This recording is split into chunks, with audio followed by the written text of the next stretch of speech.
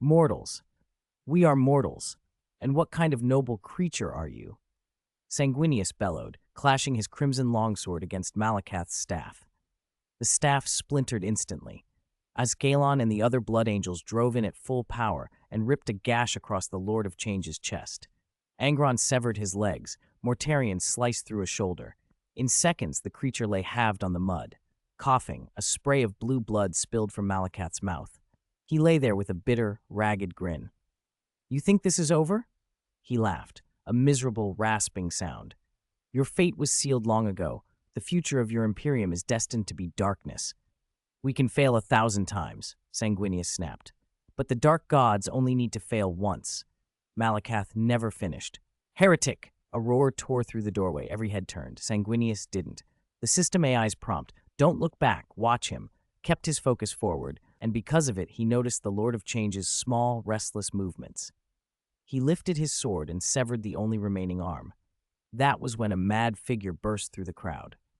Inzar Tyrus, the word-bearer's chaplain, charged, an axe in both hands, eyes burning with despair and a flicker of hope. He ran to Malakath and brought the axe down on the creature's skull, over and over. No one stopped him. "Liar! Liar! Liar!" he screamed. Inzar's faith had shattered. The truths he had clung to for so long lay exposed, and everything he'd held holy had turned to a thing to be killed. He fell to his knees, peering at Malakath's face, at the awful disbelief there. Killed by a mortal? The creature's glare burned with resentment until, in a final shudder, Malakath was ripped back into the warp. "Liar! Liar! Liar!" Inzar shrieked, bloodshot and hollow. The system AI warned, "Stop him."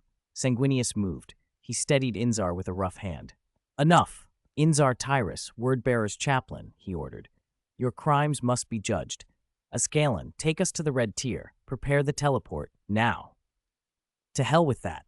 Gel, block the teleport beacon," Angron bellowed. Sanguinius's intention was clear. He would escape. The signal to the red tier blinked and died. Nothing in Sanguinius's chest told him the beacon had been interfered with, but when engines around them screamed to life, his eyes narrowed. Angron strode forward, the god of war's roar in his hands, his armor groaning on his shoulders. Sanguinius took a step back. "My brother," he called. The Blood Angels closed around Sanguinius, wary. Angron's gaze was savage. "Sanguinius, my brother, return what is mine." The air went suddenly thin with tension. Mortarion led the Death Guard to one side, watching. He didn't know the full story, only that this had become a disagreement between two Primarchs. Mortarion disliked Sanguinius enough, but he despised Angron more. Petty, he chose to enjoy the chaos. "What thing?" he asked. Sanguinius flicked a glance at Ascalon, who shook his head. Comms with the red tier were dead. Even internal channels were garbled. "The nail. My butcher's nails. The device embedded in your wings." Angron raised the roar and stared. "That is mine, brother." If Sanguinius said no, Angron would fight him right there. "The butcher's nails?" Sanguinius breathed. "I don't know what that is. I am your brother." He stepped free of the crowd. His golden wings rippled. He moved toward Angron and Mortarion, and for a heartbeat he tried to diffuse things with a small, mournful smile. "Perhaps we are all exhausted from the fighting. The red tier has many fine musicians. Maybe some calming music would help."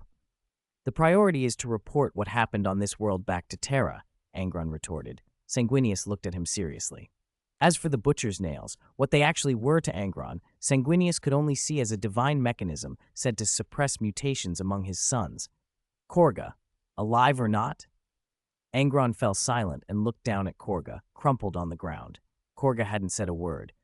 "My brother, your scions are grievously wounded. The Blood Angels have the finest apothecaries.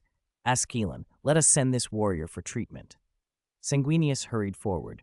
Korga, after a long moment, raised a hand and gave the Blood Angels the middle finger. Theseus had done a service indeed. Above, the warhounds thundered in. A stormbird dove through the tower, spilling warhounds into the hall. A column of light struck the spire. Warhounds-class titans had touched down nearby unnoticed, until their weapons stowed and stared ominously over the rooftop. Gel led the boarding ramp, landing heavy as thunder. He scanned the Blood Angels arrayed before him, and then smiled with brittle politeness. "Gel, Archon of the Warhounds, greets your highnesses Sanguinius and Mortarion," he announced. "My legion co-lord," Gel said, drawing a power sword. The warhounds are ready. His gaze settled on Sanguinius as if on something precious. Sanguinius finally understood how much the device in his mind mattered to the warhounds and how vital it was to Angron. Mortarion tried to calm the rising storm. "I don't think hostility is necessary," Gel interrupted flatly.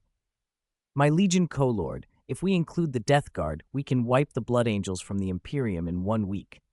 Angron snarled. "Are you giving it back?" he demanded of Sanguinius. "Never."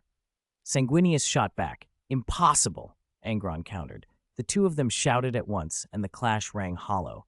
Angron's stare bored into Sanguinius. "I'll ask you once more. Are you returning it?" He leveled the god of war at Sanguinius's head. "What if I say no?" "Gel," Angron called. "My Legion co-lord, the fleet is ready. We will erase the Blood Angels from the Imperium within 1 week." Sanguinius flared with fury. He had not believed his brother would openly threaten war. Mortarion began to laugh, low and cold.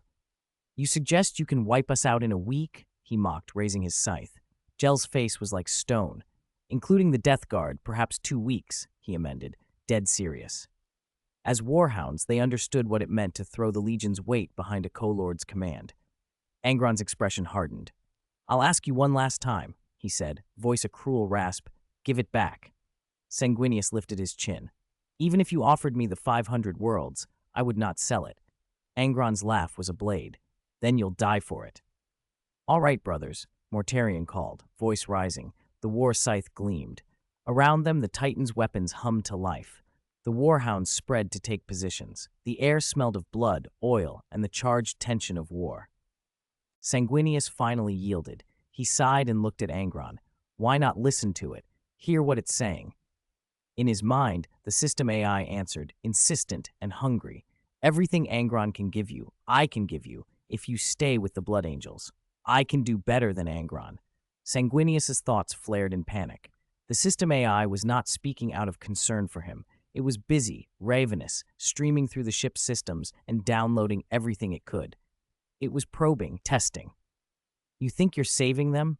The machine's mental voice asked with a cold confidence. Sanguinius had imagined himself as hope incarnate for his sons, even entertaining the idea of a good, honest confrontation with Angron. But the system AI's reminder cut through that fantasy. He felt his vision clear. He had been blinding himself. The scions, he realized, were at risk. The red thirst existed, and no matter how disciplined this generation, the next would carry the stain. He knew the Emperor had used certain technologies when their kind was made. This was neither solely the Emperor's fault nor his own. All Sanguinius could offer now was what he had. He was sorry. He was powerless to do more. "You could save me," the tiny voice in him pleaded. "Without me, would you watch your sons fall?" The answer in his head was not a human consolation, but a calculating offer. System AI was probing Sanguinius's mind as it siphoned data. Deep inside that mind, the machine found a darkness. Sanguinius had buried so far he barely admitted it to himself. A scar on his soul made of crimson rage, unbearable longing, and strange, destructive hungers. The system AI took in that sight like a prize. In its cold appraisal, it saw not only danger but possibility. That fury could be harnessed, appropriated, used. If that thing were unleashed, the machine decided, the whole Blood Angels Legion would be dragged into a hell that matched Sanguinius's own. Now all of this was his to study, to possess. Sanguinius stood, silent and shaken. Gel walked over with a small speaker in his hands and offered it. Sanguinius looked at the Warhound's Archon with confusion. "Plug it in," Gel said. Ascalon came forward, face set, and took the speaker from his cousin. When Sanguinius reached for it, expecting the butcher's nails to extend their data tendrils and take hold, nothing happened. Time slipped by, and still the nails remained motionless. The system AI was occupied. It was downloading tactics and mimetic data. It was also burrowing into the angel himself. The mental tug inside Sanguinius intensified. The butcher's nails were drawing at that internal fury, trying to siphon it away. Angron, watching, narrowed his eyes and strode forward. The blood guard stepped up to block him. "Get out of the way, papermen!" Angron barked, one large hand sweeping them aside. Only Ascalon, stubborn and loyal, stood his ground. Gel moved swiftly to Ascalon, grabbed the commander's arm, and hauled him aside. Ascalon struggled. He wanted to resist, but Gel spoke a single word into his nail. Hypnos. The apparatus at once invaded Askelon's power unit and sent a jolt of electricity through him. The current made him cry out, his power armor buckled under the sudden surge. He wanted to warn his kinsman, but the weight of the armor and the shock pinned him down. Askelon's face flushed in fury and pain. Angron reached Sanguinius' side without further obstacle. Mortarion lingered not far off, eyes narrowed. He caught Typhon's glance and winked, an unspoken agreement that if things went wrong, the two of them would interfere. Typhon, however, looked unconvinced. If he intervened, Angron was more likely to turn on him. But the spectacle did not erupt into violence. Angron's expression had shifted. He gripped Sanguinius' arm and tried, as only Angron could, to touch the darkness inside with a grim, brutish gentleness. Gel tapped his comms. He reported they would need an hour more to finish whatever the system AI was doing. "My brother," Angron asked quietly, "how are you feeling?" Sanguinius blinked. The mental fog that had swirled through him had cleared in part. A residual dizziness remained, but clearer thought returned faster than he expected. Angron's presence, surprisingly, was soothing, though that same presence made him uneasy. "I'm all right, but can you really not give me the thing?" "My legion needs it," Sanguinius said, voice almost pleading. Angron heard the appeal and forced a small, bitter smile. "You can ask father for one." Whether the Emperor had such a thing, Angron didn't know. Sanguinius heard the sentence as a final refusal. He knew Angron wouldn't let him keep whatever it was. The thought of falling out with his brother tightened something in him. Angron's face changed, a crooked smile like a blade. "Sanguinius, do you know why I'm bald?" Sanguinius' unease deepened. He felt compelled to look at his wings, pure gold, now swathed in cables so densely that not a single feather showed. The memory of the dizzying mental tug came back to him like a physical ache. "You mean?" Angron's smile only widened slightly, as if a joke had been made that only he understood. Mortarion had been muttering to himself throughout, fingers skittering through calculations.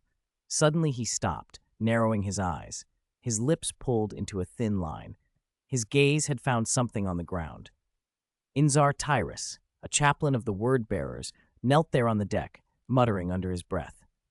He looked hollowed, as if he wanted to shrink into the shadows and be invisible.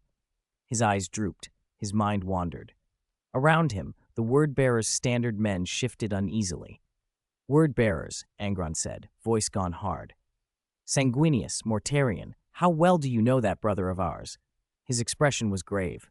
To Angron, it was beyond insult to find the influence of alien doctrine within a fellow legion's ranks. A chaplain traveling among them suggested not a single apostate, but a representation of the word-bearer's dangerous reach. Inzar Tyrus might have been lying, but his presence alone implied the word-bearers had sent a trusted hand. "Perhaps we should report this to Terra," Mortarion suggested, stepping closer and prodding Inzar Tyrus with his war scythe. The chaplain recoiled under his gaze. "No," Sanguinius said quickly, cutting him off.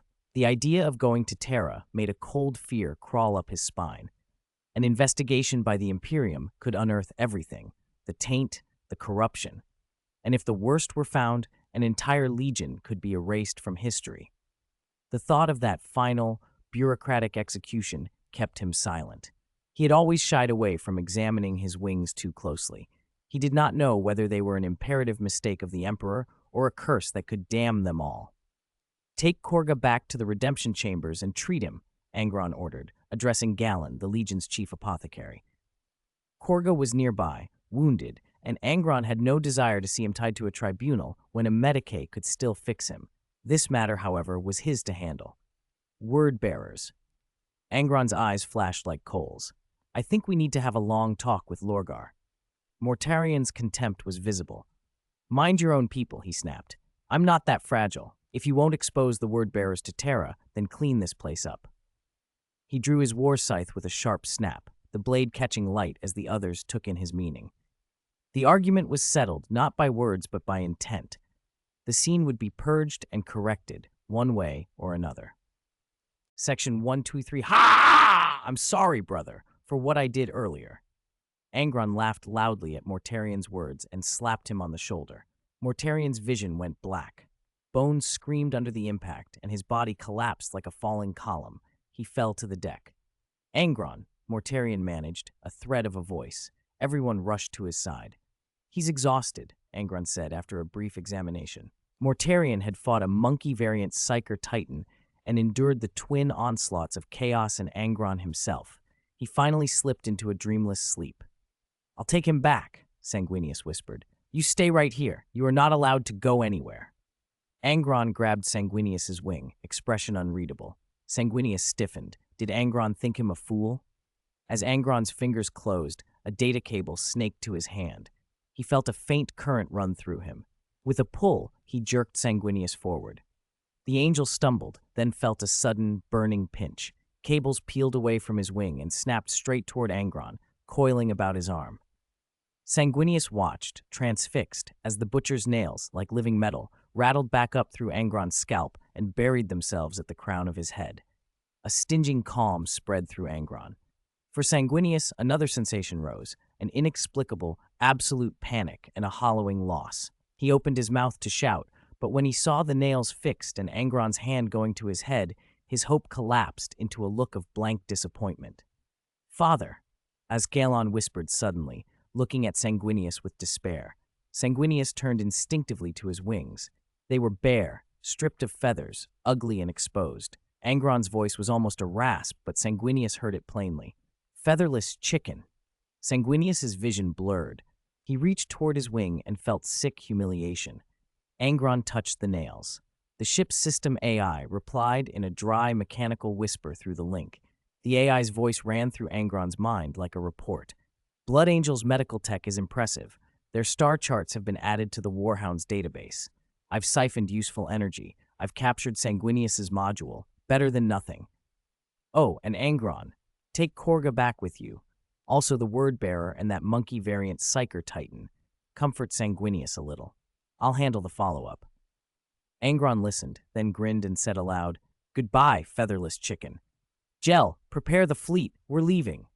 The AI's tone was indifferent. It zapped Angron briefly for his tactlessness. First update, Volume 1, Chapter 189, Punishment.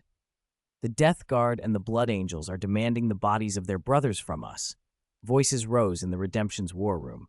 "Tell them, everything was burned. We're screening those affected by the Xenos. Most of the Xenos have been removed, but a few humans remain. Continue screening. Lord Mortarion and Lord Sanguinius want to come aboard the Redemption. Tell them Lord Angron is sick." Gel worked through a mountain of reports. Khorne was still being tended by Galen. With Theseus and Galen's skill, he clung to life. The damage from Khorne's reckless actions had been enormous, 3 legions hurt, and the Death Guard and Blood Angels did not know the Warhounds were at fault. The captains wanted Khorne removed as Tirtarch. Gel did not voice his opposition. No one else spoke up either. Real authority lay with the Legion commander and the co-lord, and Angron had withdrawn to his quarters after the battle and not come out. So Gel ran the ship for now. The war room buzzed with anxious voices. Khorne sat at his post, grim, when Gel approached. "You look troubled," Gel said. "What's wrong?" "Those warp things spoke to me," Khorne replied. Gel frowned. "They told you to surrender?" Khorne's face was tight. "The creature that called to me named itself Aegel. It claimed to be the true angel and urged surrender, saying only ruin waits otherwise." Gel laughed hollowly. "If I got a throne coin for every threat I heard, I could buy a galaxy." "No, Regent," Khorne said. "You don't understand. They're masters of manipulation. The feelings they project, temptation, promises, can be shown as illusions. We Space Marines resist corruption, but what of mortals?" "All mortals who had contact with them are quarantined," Gel said. "Wraith Company is monitoring them so they don't fall." Khorne consulted a report. "Some mortals are already breaking. The apothecaries recommend merciful deaths." Before they could argue further, the war room fell silent. Angron had entered without being noticed. The warhounds rose automatically and watched him take his seat. "Sit," Angron ordered, voice hard. "There are 2 matters," he said. "First, what do we do with Khorne? Second, what do we do with those corrupted mortals?" He watched his captains. On the projection, the Wraith Company's footage replayed, the creatures they'd encountered, horrid, filthy things, like nightmares made flesh. Even through recording, their gaze felt real. Angron summarized the investigation. Galiparis never actually worshipped such things. It was a series of accidents that led them to those gods. Gel spoke first. This was Korga's fault, he said. Many around the table nodded. Korga must be punished. The whole 8th echelon should be disciplined. Some considered that excessive. Angron signaled for Gel to continue. But consider, this happened because of a book of truth. If Korga hadn't meddled, how many dark cults like this hide in the shadows of the Great Crusade? This isn't just a mistake, it's a warning. Gel's defense made others think. Mago rose, bowed once to Angron, then denounced Korga's crimes and demanded atonement. The room split. Gel's faction argued for leniency, Mago for punishment, while Khorne and Varys held back, unwilling to pick a side. Anything else? Angron asked. My lord, Galen stood. As chief apothecary, he felt compelled to offer a solution. Since it began with Korga, send him and his men to the word-bearers to investigate the cult. A silence, then a few wry looks. Angron leaned back and considered, then announced, We will issue the following orders. Let the Nuceria warriors with irreversible mental corruption die gloriously in the next battle. As for Korga, he will be Galen's assistant. Galen's face paled. My lord, are you sure you mean assistant and not executioner? He stammered, forcing a nervous smile while no one seemed to notice his protest. Second update, Volume 1, Chapter 190, Gladiatorial Combat. When the Death Guard stepped aboard the Redemption, Mortarion inhaled the ship's toxic air and glared at Angron. The Death Guard were silent, like a cortege. Mortarion stood with his war scythe. Behind him, Typhon watched his Primarch with wariness. Sanguinius, cloaked in a huge black mantle, followed, his displeasure plain to read. Mortarion had come at Sanguinius's urging. The moment Angron appeared, Sanguinius's eyes went straight to the top of Angron's head. Angron noticed, and with a casual touch to his crown, walked up to Mortarion. Forgive me for not coming out to meet you, he said, laughing. He opened his arms as if to embrace Mortarion. Mortarion had been ready. Before Angron could even remove his respirator, Mortarion slammed his own respirator onto Angron's face, an unmistakable physical rebuke. Who? Angron laughed good-naturedly. How are your wounds? Mortarion's hatred from the past days churned under his skin. He had come to punish Angron. Angron asked after his feathers instead, turning his glance to Sanguinius. The angel's reaction was a cold, disdainful laugh. You don't need to worry about that, Sanguinius said without a trace of humor. The angel's wing stumps, stripped of feathers, looked grotesque, proof that beneath even the brightest surface ugliness could lurk. Fine, I suggest you stay away from the warhounds for a while. I fear you'll harm my elder brother's reputation. Angron had no love for this brother who coveted his butcher's nails, but he tacitly obliged and stepped back. Sanguinius, however, pretended not to hear. Brothers, he said instead, turning to Mortarion and the assembled Astartes, the warhounds have already presented a civilized solution for Galaparos. So tell me, what is the purpose of your visit? To beat you up, Mortarion answered bluntly. Mortarion leveled his war scythe at Angron as if the weapon were an accusation. At the sound of it, Angron threw his head back and laughed. Ha! You must be joking. We're brothers. Fighting and killing isn't very becoming. Do the warhounds have an octagonal cage? Mortarion asked coldly. Without another word, he produced a finely packaged bottle of barbarous liquor and tossed it to Angron.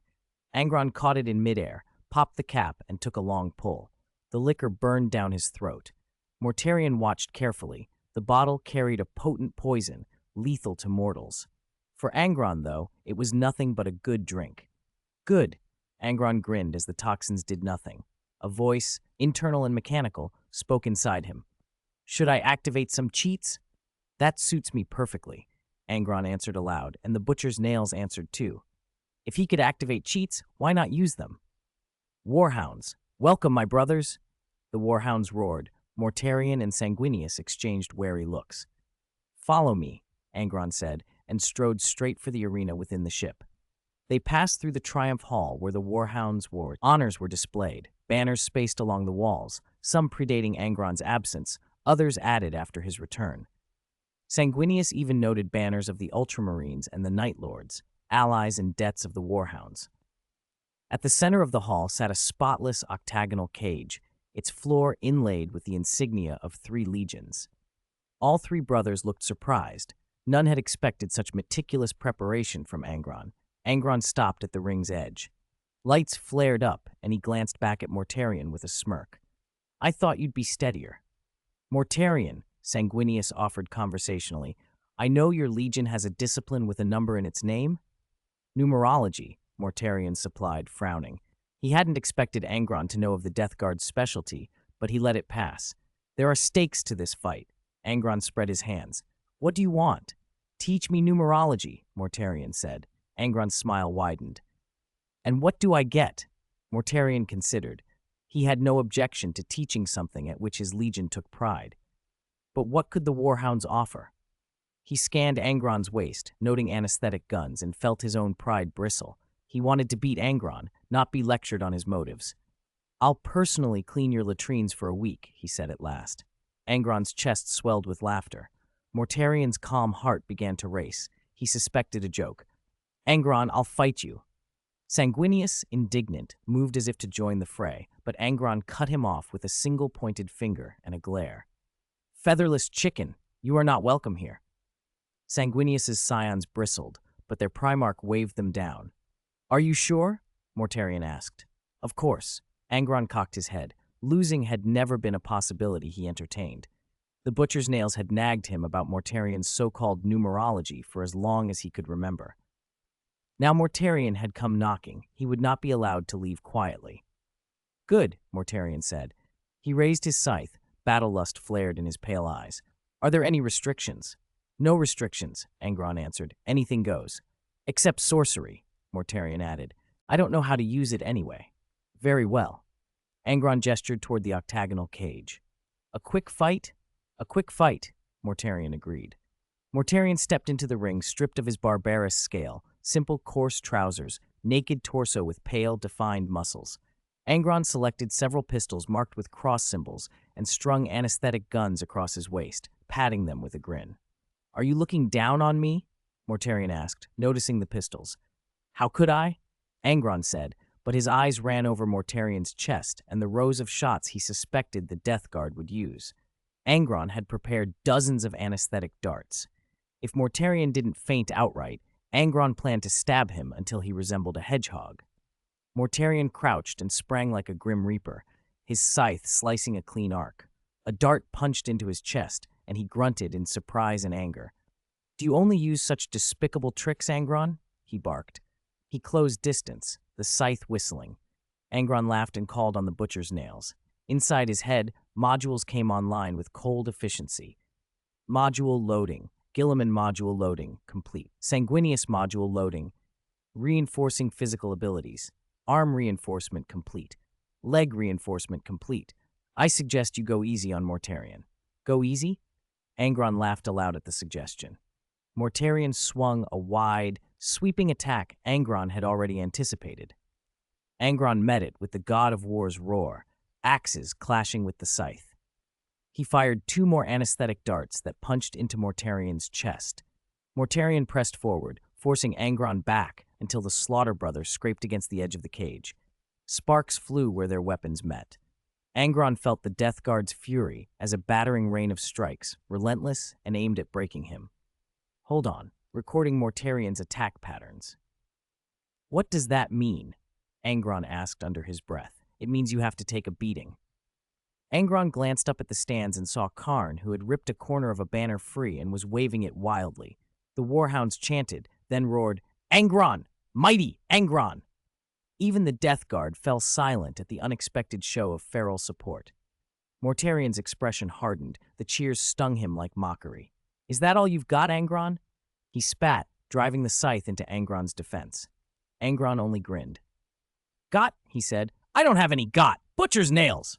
At his shout, cables erupted from Angron's back and coiled into wings, slick, black, metallic tendrils, a terrible mockery of feathers.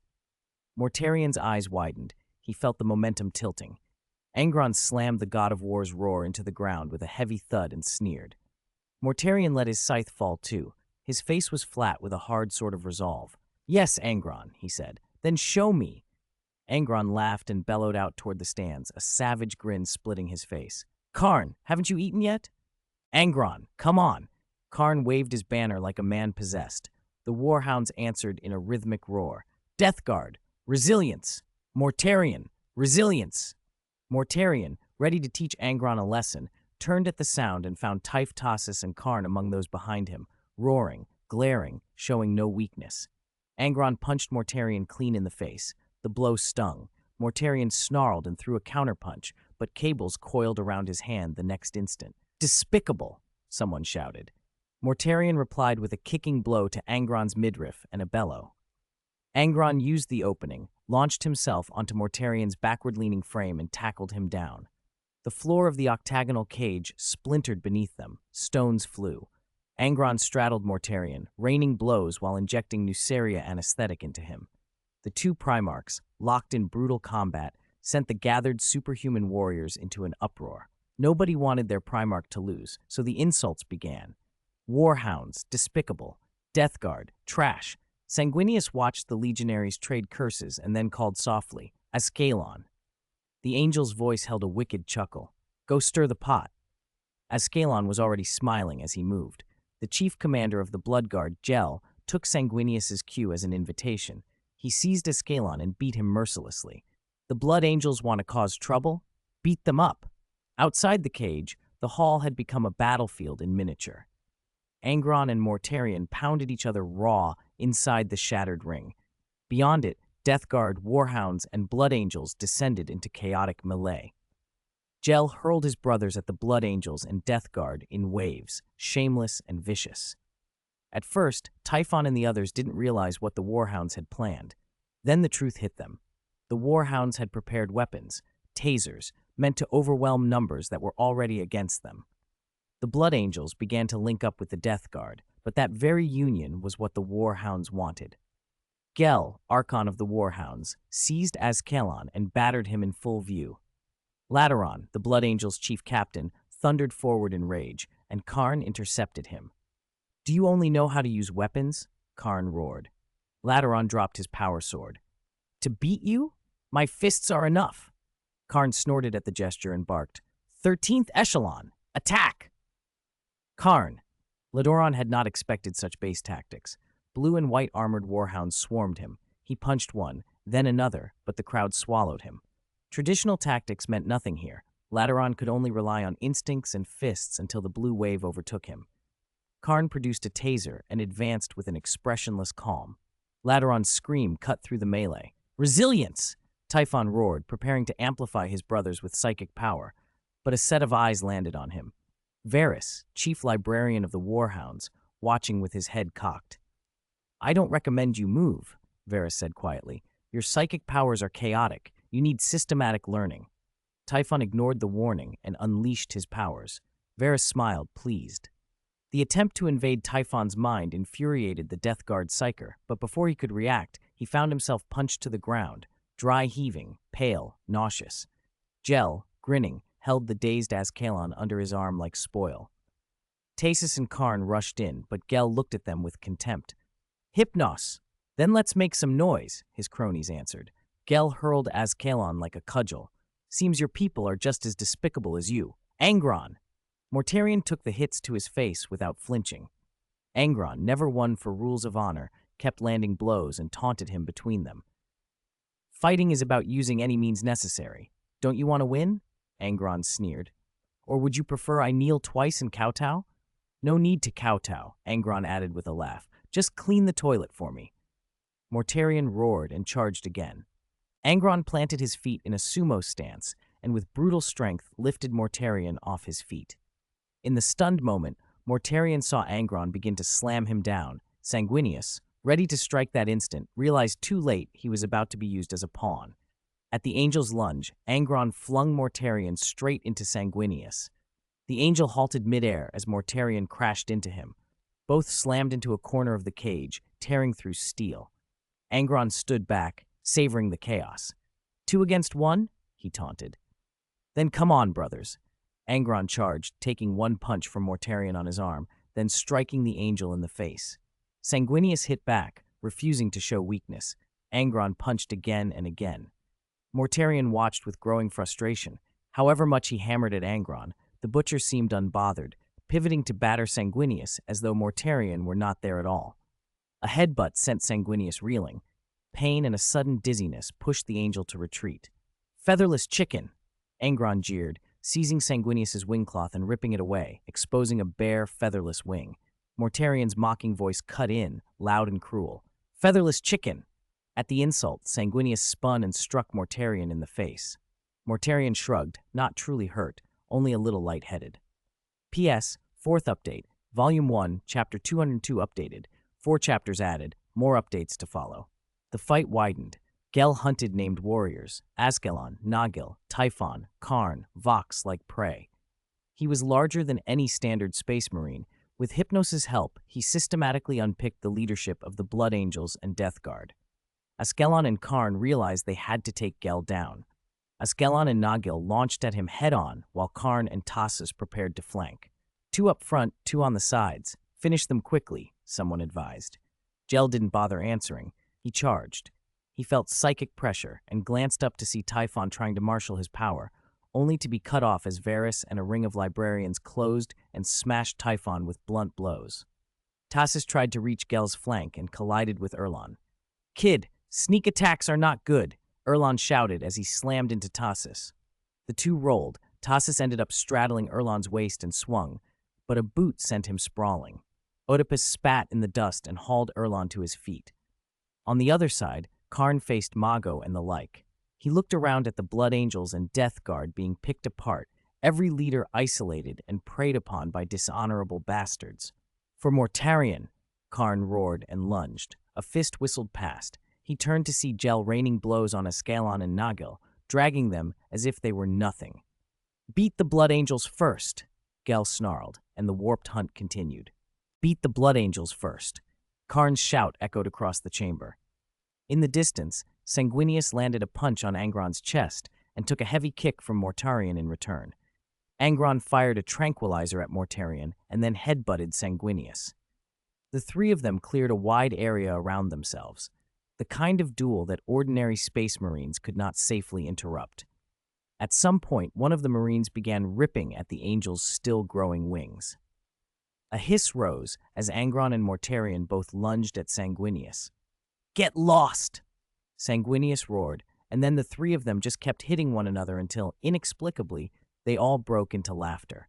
They stared at each other, grim and winded. "Angron!" Sanguinius stepped closer. His damaged wings fluttered like the feathers of a plucked bird, which made both Angron and Mortarion snort in spite of themselves.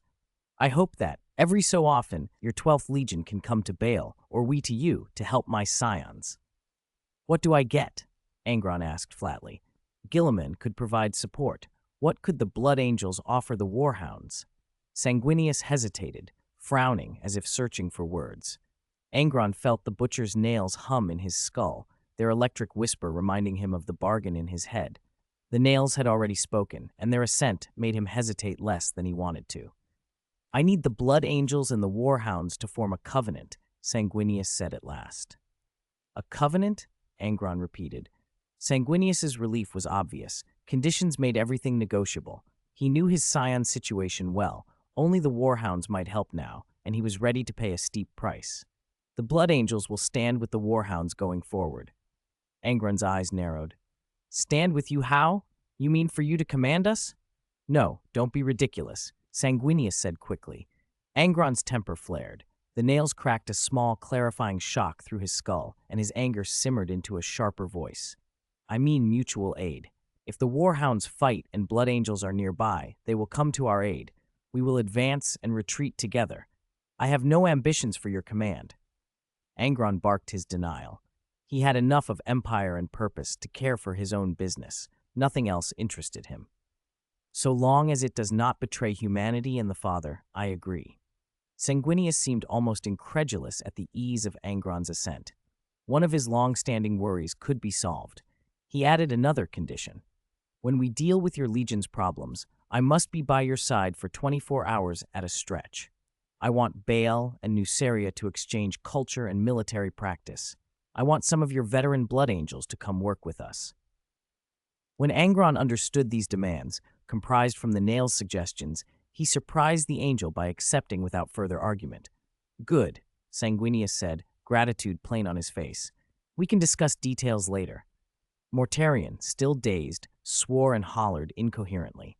Angron turned with a grin, pulled 2 tranquilizer pistols from his belt, and sprayed Mortarion point blank. Mortarion went from furious to a pincushioned glare in seconds, then slumped. Angron clicked his tongue at him. "Is he that tough?" he asked Sanguinius, and then, without waiting, he emptied 3 more pistols at the angel. Sanguinius's eyelids twitched, then his vision blurred. He pitched forward as the sedative took hold. A roar echoed through the chamber. Mortarion flung off the blankets and sat up in a medical bay, disoriented. Heads turned. Typhon and Vox knelt at his bedside. "My lord," they said. Mortarion tried to gather his bearings. "Where's that bastard Angron?" he demanded. "Inside the Nuceria governor's palace," Typhon answered. Mortarion blinked. Nuceria. He had been brought there while asleep? How long had he been out? The bruises and dark circles on Typhon and Vox made him bristle. "You lose?" he asked Typhon flatly. Typhon flushed and looked away. "Yes," he admitted. "Win it back next time," Mortarion said, clapping a hand to Typhon's shoulder, both chastising and encouraging. Then he remembered something else. Your ability. Typhon's throat tightened. He had kept his nature hidden, but he had always known that Mortarion, who hated sorcery, would be hard to fool. He glanced at Vox and then at the door, afraid to meet his lord's eyes. Varys entered then, flanked by librarians. He snapped an imperial salute when he saw Mortarion. "Lord Mortarion," he said with a practiced smile. "Angron has been waiting for your awakening. He admires your numerology, your scientific art." Mortarion watched the newcomer warily. He could smell the taint of sorcery on some of Angron's scions, and the name Angron provoked a hot surge of contempt. "What do you want with Typhon?" he asked, voice low and dangerous. Varys tilted his head, as if considering the question. "Typhon is an excellent technological talent. He has powerful internal energy. At the Co-Lord's command, I am to teach Typhon to utilize his power scientifically." Mortarion's eyes slitted. "You're calling him a sorcerer." "It's science," Varys replied loudly. He extended a hand. A crackle of psychic energy danced in his palm. Mortarion's fists tightened. "You call this science?" Mortarion sneered. Varys did not flinch. "Does the sun have energy?" "Obviously," Mortarion said. "And cells?" Varys asked. "They have energy too," Mortarion answered, confused by the line of questioning. "Typhon is like a sun. Cells in his body are active. His energy is born of him. It's a biological function like any other human process." Varys explained evenly. "Lord Angron's mission for me is to teach Typhon to control and use that energy with scientific methods. We don't call it sorcery." Mortarion listened to the words, unsettled by their slippery rhetoric. He glanced at Typhon's pale, anxious face and then back to Varys. For a long, measured moment, he said nothing. Finally, he spoke. "Typhon, learn well from this scientist how to scientifically use your power." Typhon exhaled a ragged breath. He had expected Mortarion to roar, to condemn Varys, to cast him out. Instead, Mortarion's instructions sounded like reluctant acceptance. Yes, my lord," Typhon replied, voice raw. Varys inclined his head. "Lord Angron has been waiting for you. News came from Terra. Clues about your brothers have been found. That is why you were brought to Nuceria while asleep." Varys looked at Mortarion. Mortarion paused a long moment, then gave a slight nod. "Khorne will take you to Primarch Angron. Typhon and I will go to the meditation chamber." Varys glanced at Typhon, who met Mortarion's eyes. Mortarion nodded again, and only then did Typhon follow Varys out. As Mortarion turned to leave, he noticed the camera in the corner of the room and wheeled his head toward it. "Your brother found me," he said. The message blinked through the system AI straight to Angron. At that moment, Angron was in the governor's office, chatting with Unimus about recent events, while the system AI and Dionysus handled Nuceria's formal affairs. "Then don't look at him. What's so good about him?" Angron said flatly. "Guilliman and Conrad Kurz are on their way," the system AI replied. "I don't know why the Emperor is doing this, but the 3rd Legion's Fulgrim has been deployed too. Counting us, at least 6 Primarchs will be meeting your new brother," the system AI added. The system's processes logged the detail and flagged an inconsistency. In the original history, Corax had been found alone by the Emperor. Now 6 Primarchs were converging. Something felt wrong. Why would the Emperor involve so many of them? The AI kept the thought catalogued but unanswered. When Macragge slid back into real space from the Mandeville Point, Angron's flagship Redemption was there to meet it. To welcome the Lord of the 500 Worlds, the Warhounds had put on what passed for a show. Tattered banners, battered trappings, a display of rough hospitality that was literal in the sense that everything looked ready for the scrap heap. Guilliman stood by the Stormbird's viewing port and let out a small inward sigh. He thought Angron was treating him like a fool, a crude, obvious display that needed no decoding. Marius Gage approached, documents held in his hands. He followed the Primarch's gaze to the ramshackle transport and offered a line of updates. "My lord, the Blood Angels and the Death Guard have already landed. Their ships are showing on the port radars." Guilliman nodded. He was curious how Angron handled relationships between brothers. Mortarion and Sanguinius's first meetings had not been warm, and Angron's reputation among the brothers was, at best, rough. He glanced at his scions. "Gage, did Khorne write to you again?" Marius smiled and produced a blue and white envelope. "Most of the Warhounds write to us. The Vengeful Goddess chapter's construction on Nuceria is progressing well. We estimate 10 years, perhaps less, before they can be fully established." "All right, let's go see my brother. I truly hope he doesn't start complaining about poverty this time," Guilliman said. When the two fleets converged, several Stormbirds lifted from Macragge and set down on the Redemption's deck. Angron had already led his scions out to meet them. As Guilliman stepped off his bird, Angron strode forward, grinning. "Guilliman, my brother!" The Warhounds made way for the Imperial demigod. Angron's embrace landed like a battering ram.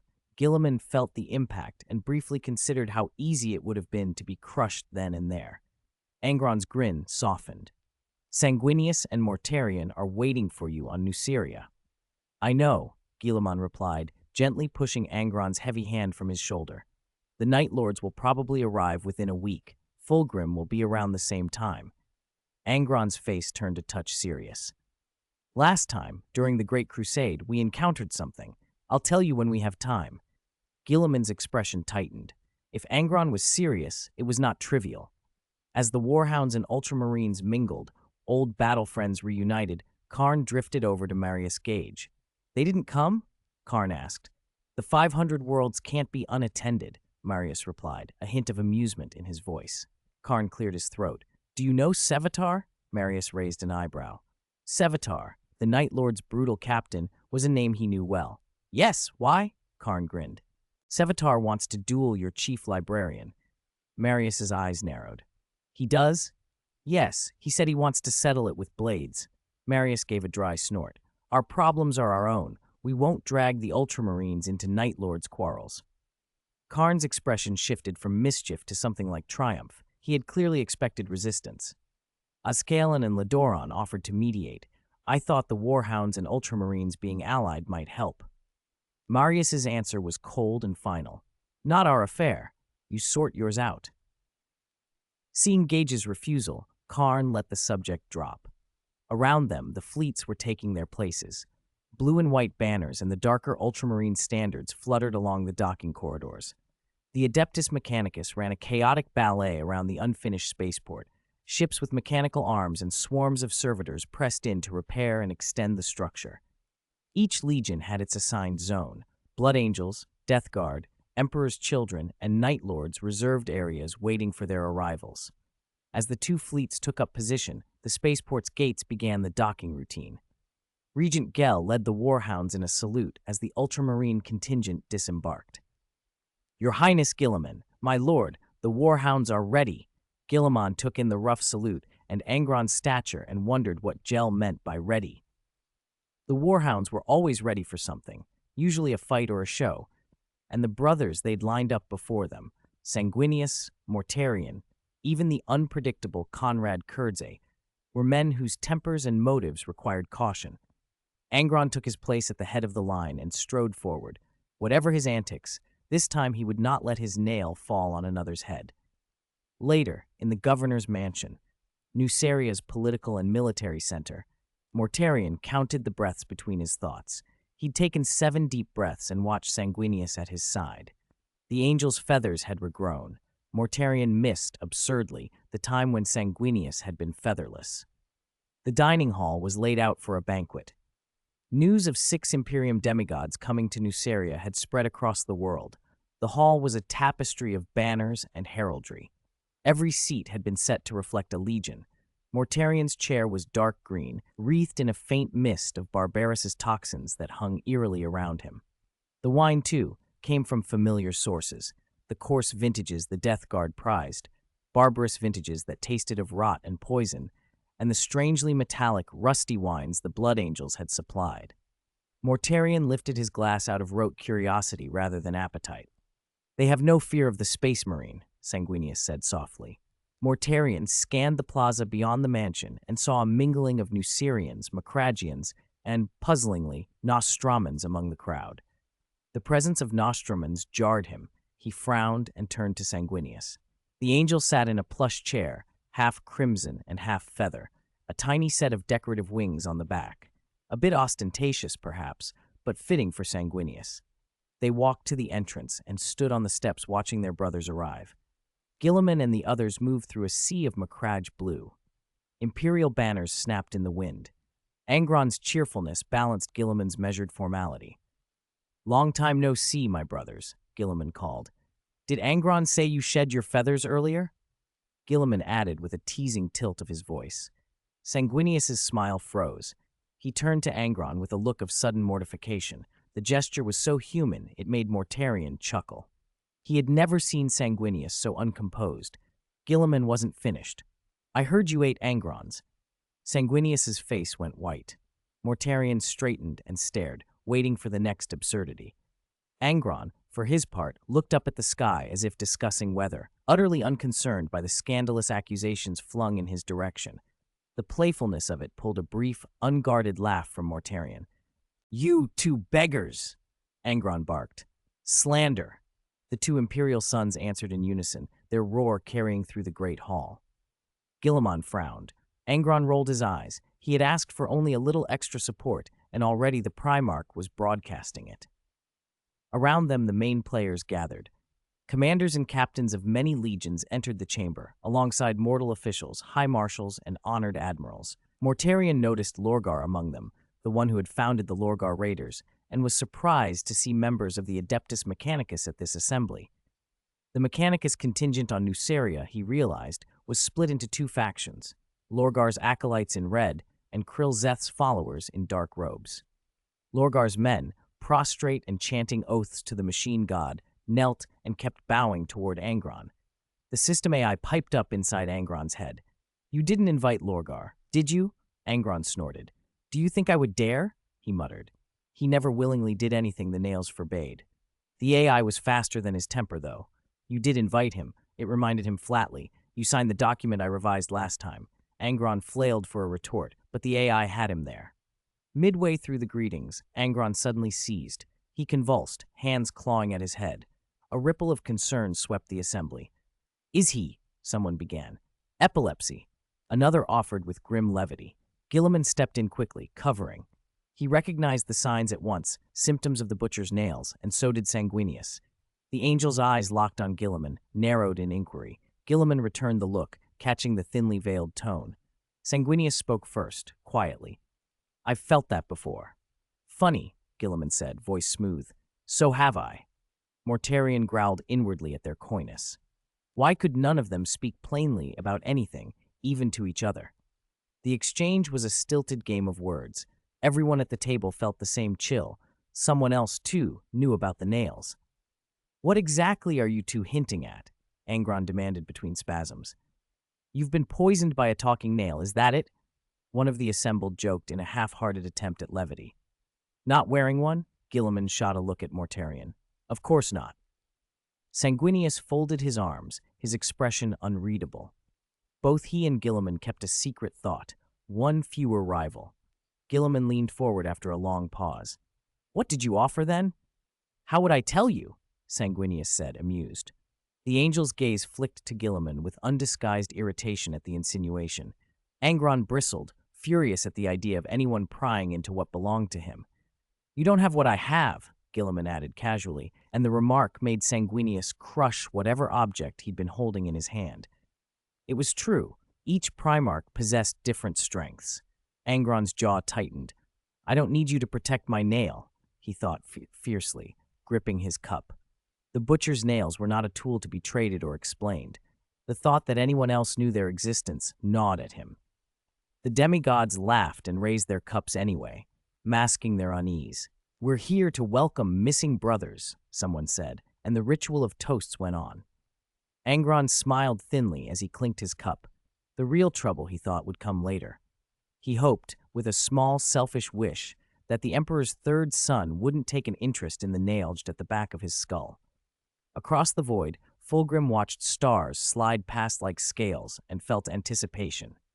The journey to Nuceria had seemed shorter than he expected, an accomplishment in otherwise indifferent warp travel. He toyed with the flamesword at his hip and thought of Ferrus Manus's words about Angron. Flawed, yes, but terrible in his passion. Fulgrim, who treasured perfection, found the idea of meeting this returning brother intoxicating. "Father, Nuceria has arrived," his scion Edmund announced, entering the chamber with a crisp salute. "Very good," Fulgrim said, eyes softening as he looked at his child. "Prepare the warriors. We go to meet our brother." The steel hatch eased open. Through the viewport, Fulgrim's smile faltered. A Night Lord's fleet hung between them and Nuceria. Alarm bells screamed. The Night Lords had materialized out of nowhere and were dangerously close. Some of their hulls actually clipped Fulgrim's formation. Fulgrim's fury flared. "What are they doing?" he roared. "Signal the Night Lords," he ordered, bringing Edmund to the bridge. Before any mortal could respond, a voice broke across the comm. "My brother, are you trying to kill me?" Conrad Kurz's frantic shout filled the bridge. The holographic projection showed a young man with cropped hair and a cool, arrogant smile, unlike the monstrous visage Fulgrim had expected. The image unsettled Fulgrim. "Conrad Kurz?" he said. "Answer me," Conrad demanded. "Why did you crash into my formation as soon as you burst out of Mandeville Point? Did you mean to kill me, or to send my men to die?" The accusation hung in the air. Fulgrim stammered denials, but he realized the collision wasn't his fault. Before he could clarify, the feed cut off. The Night Lords peeled away and swaggered off. No answer, no apology. "Pursue them," Fulgrim shouted. Back in the Great Hall, the system AI observed the interruption. Conrad Kurze was stirring trouble. It noted, to Angron it said, with more resignation than clarity. Angron merely grunted. "He's unstable," he said. The nails had little patience for the fragile psyches of others. On a tactical display, the Emperor's Children fleet's speed numbers edged slightly ahead of the Warhounds. Angron scanned the data and then commented out loud, "The Emperor's Children are weak. They don't have the numbers. Fulgrim is obsessed with perfection. Too much pressure, not enough steel." The AI suggested the mines on Chemos were spent. Fulgrim's legion was, in part, diminished by lack of resources and the leader's own burdens. Angron scoffed at his brother's anxieties. Worrying accomplished nothing. Face the problem and solve it. He thought of himself as a man of action.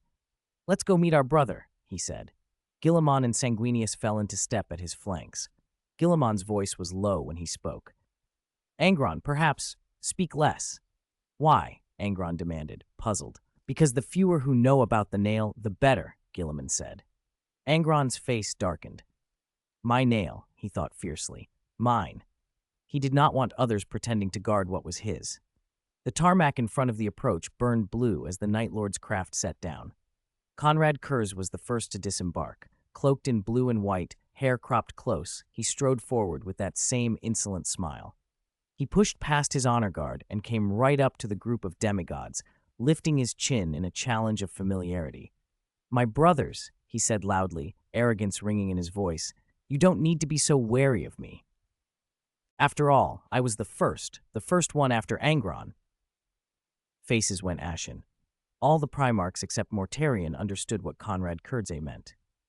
"Angron, my brother, how's that nail doing in your head these days? I see others have been trying to pry it away."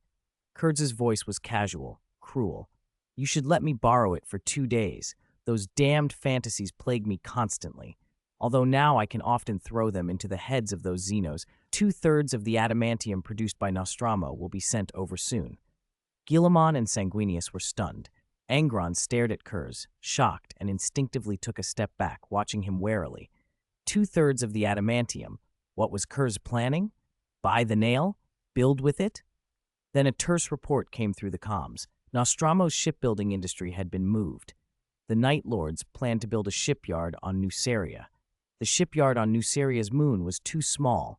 The Shadow of Nuceria yard was still under construction and would likely take decades to complete. Angron relaxed a fraction.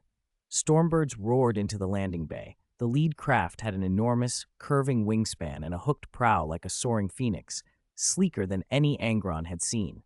When the hatch opened, Fulgrim strode down. Kurz, as if expecting him, turned and seized a power sword from an iron warrior standing nearby. Before Fulgrim could react, Kurze shoved the sword into his hand. "Come on, kill me!" Kurze spat, gripping Fulgrim's wrist. Fulgrim froze, bewildered by the Night Haunter's display of madness. He had come to question Kurz, not to murder him. "You," Fulgrim began, livid. "You hit my ship, and then you question me. What do you want, brother? Kill me, and I'll apologize." Kurze stared fiercely into Fulgrim's purple eyes. Fulgrim's fingers trembled on the hilt. He wanted to cut Kurz down where he stood, but he saw Mortarion and the others behind the Night Haunter. He held himself back. "Enough, brothers. This is Nuceria, my territory. If you have disputes, take them to the octagonal cage." Angron stepped between them and hauled the two brothers apart. "This is our first meeting." "I am your elder brother," Kurz sneered. "When the elders are speaking, you go stand at the back." Angron's expression tightened. A terse transmission followed. Night Lords had infiltrated an Emperor's Children vessel and were sending data. Angron's face went even paler. If Kurz had access to that information, if he could touch the nail, Angron could lose control of whatever advantage the thing gave him. "Will he give it to you? You would just take it?" Angron demanded. "Why wouldn't I?" Kurz seemed to answer the question with a look. Angron barked an order. "Gel!" His Archon stepped forward. "Reinstate Korga to his former duties." Everything about Kurze felt calculated now, Angron thought. He could not risk the nail falling under Kurze's influence. Gel stayed thoughtful for a long beat before he transmitted to Korga. Korga was in the corridor outside Galen's laboratory, sweeping with a mop. When the message hit, "His Highness Angron has reinstated you. New mission. Be vigilant against the Night Lords." Korga snapped the mop and straightened, lethal intent lighting his features. "No problem," he said, and charged through the lab doors. Angron watched him go, nerves raw. Sanguinius and Guilliman flanked him protectively. All three of them, Sanguinius, Guilliman, and now Kurz, had been allowed to wear the nail with Angron at one point. That made the situation all the more precarious. Fulgrim, recovering his composure, placed the power sword back into Kurz's hand. He straightened, the filigree and embroidery of his armor catching the light like a peacock fanning his tail. "Brothers," he announced with imperial hauteur, "if I am not welcomed, I can remain aboard my ship." Angron bristled. "This is not Nostromo, Kurz." Fulgrim regarded Kurz with polite disdain, and then, much to everyone's surprise, allowed himself to accept the Night Haunter's apparent contrition. Kurze actually bowed his head in a humble manner and said, "I apologize, brother. I was reckless." Fulgrim blinked, even more bewildered. Kurz, begging forgiveness? He had no idea what madness was driving the Night Haunter today. "The first batch of Nostromo personnel can return home now," Angron announced, speaking over the murmur. "The 4th and 5th contingents are en route to Nuceria." Kurz's voice, quiet and cut like a blade, cut through the bustle. "There are Nostromo people here, many of them." Fulgrim's fists clenched. He read Kurz's tone as provocation. Later, in the banquet hall, soft music floated beneath vaulted ceilings. Dancers moved with measured grace before Fulgrim, most of them fine artists brought from the Emperor's Children. The legionnaires closest to him were aristocrats and scions. The Emperor's Children surrounded their Primarch with flattering eyes. Fulgrim picked at the food on his plate and glanced across at Angron, who sat encircled by their brothers. He felt oddly isolated. A clear voice announced itself. Angron's mentor, Eunomus, strode forward with a smile that was respectful without being servile. "His Highness Fulgrim," he intoned as he approached. Fulgrim gave a practiced bow. "That is I, Your Highness. I hope Nuceria's fare is to your liking." "It will do," Fulgrim replied, though he felt overexposed and watched. From the far end of the hall came a jagged cry. Mortarion's voice, raw and irritated, cut through the reverie. "You idiot, it's simple. How can you not see it? How do you not count such precise numbers?" he cursed. "These are numbers. How am I supposed to understand them? Damn it, if it weren't for the nail.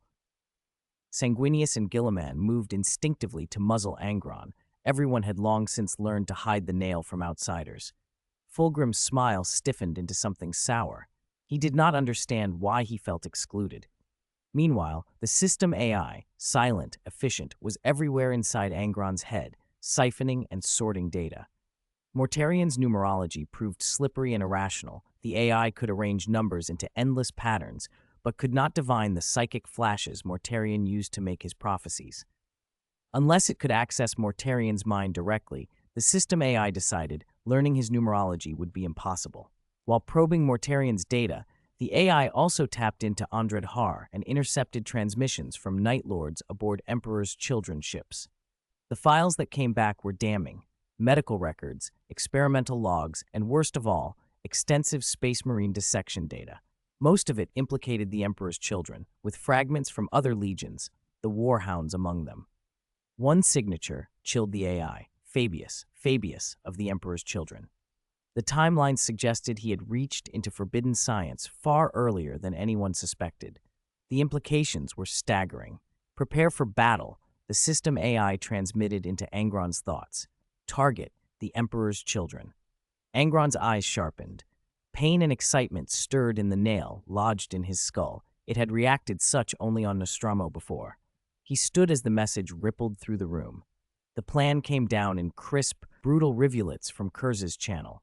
Fulgrim must be restrained. Galen and Korga were to restrain Corfin.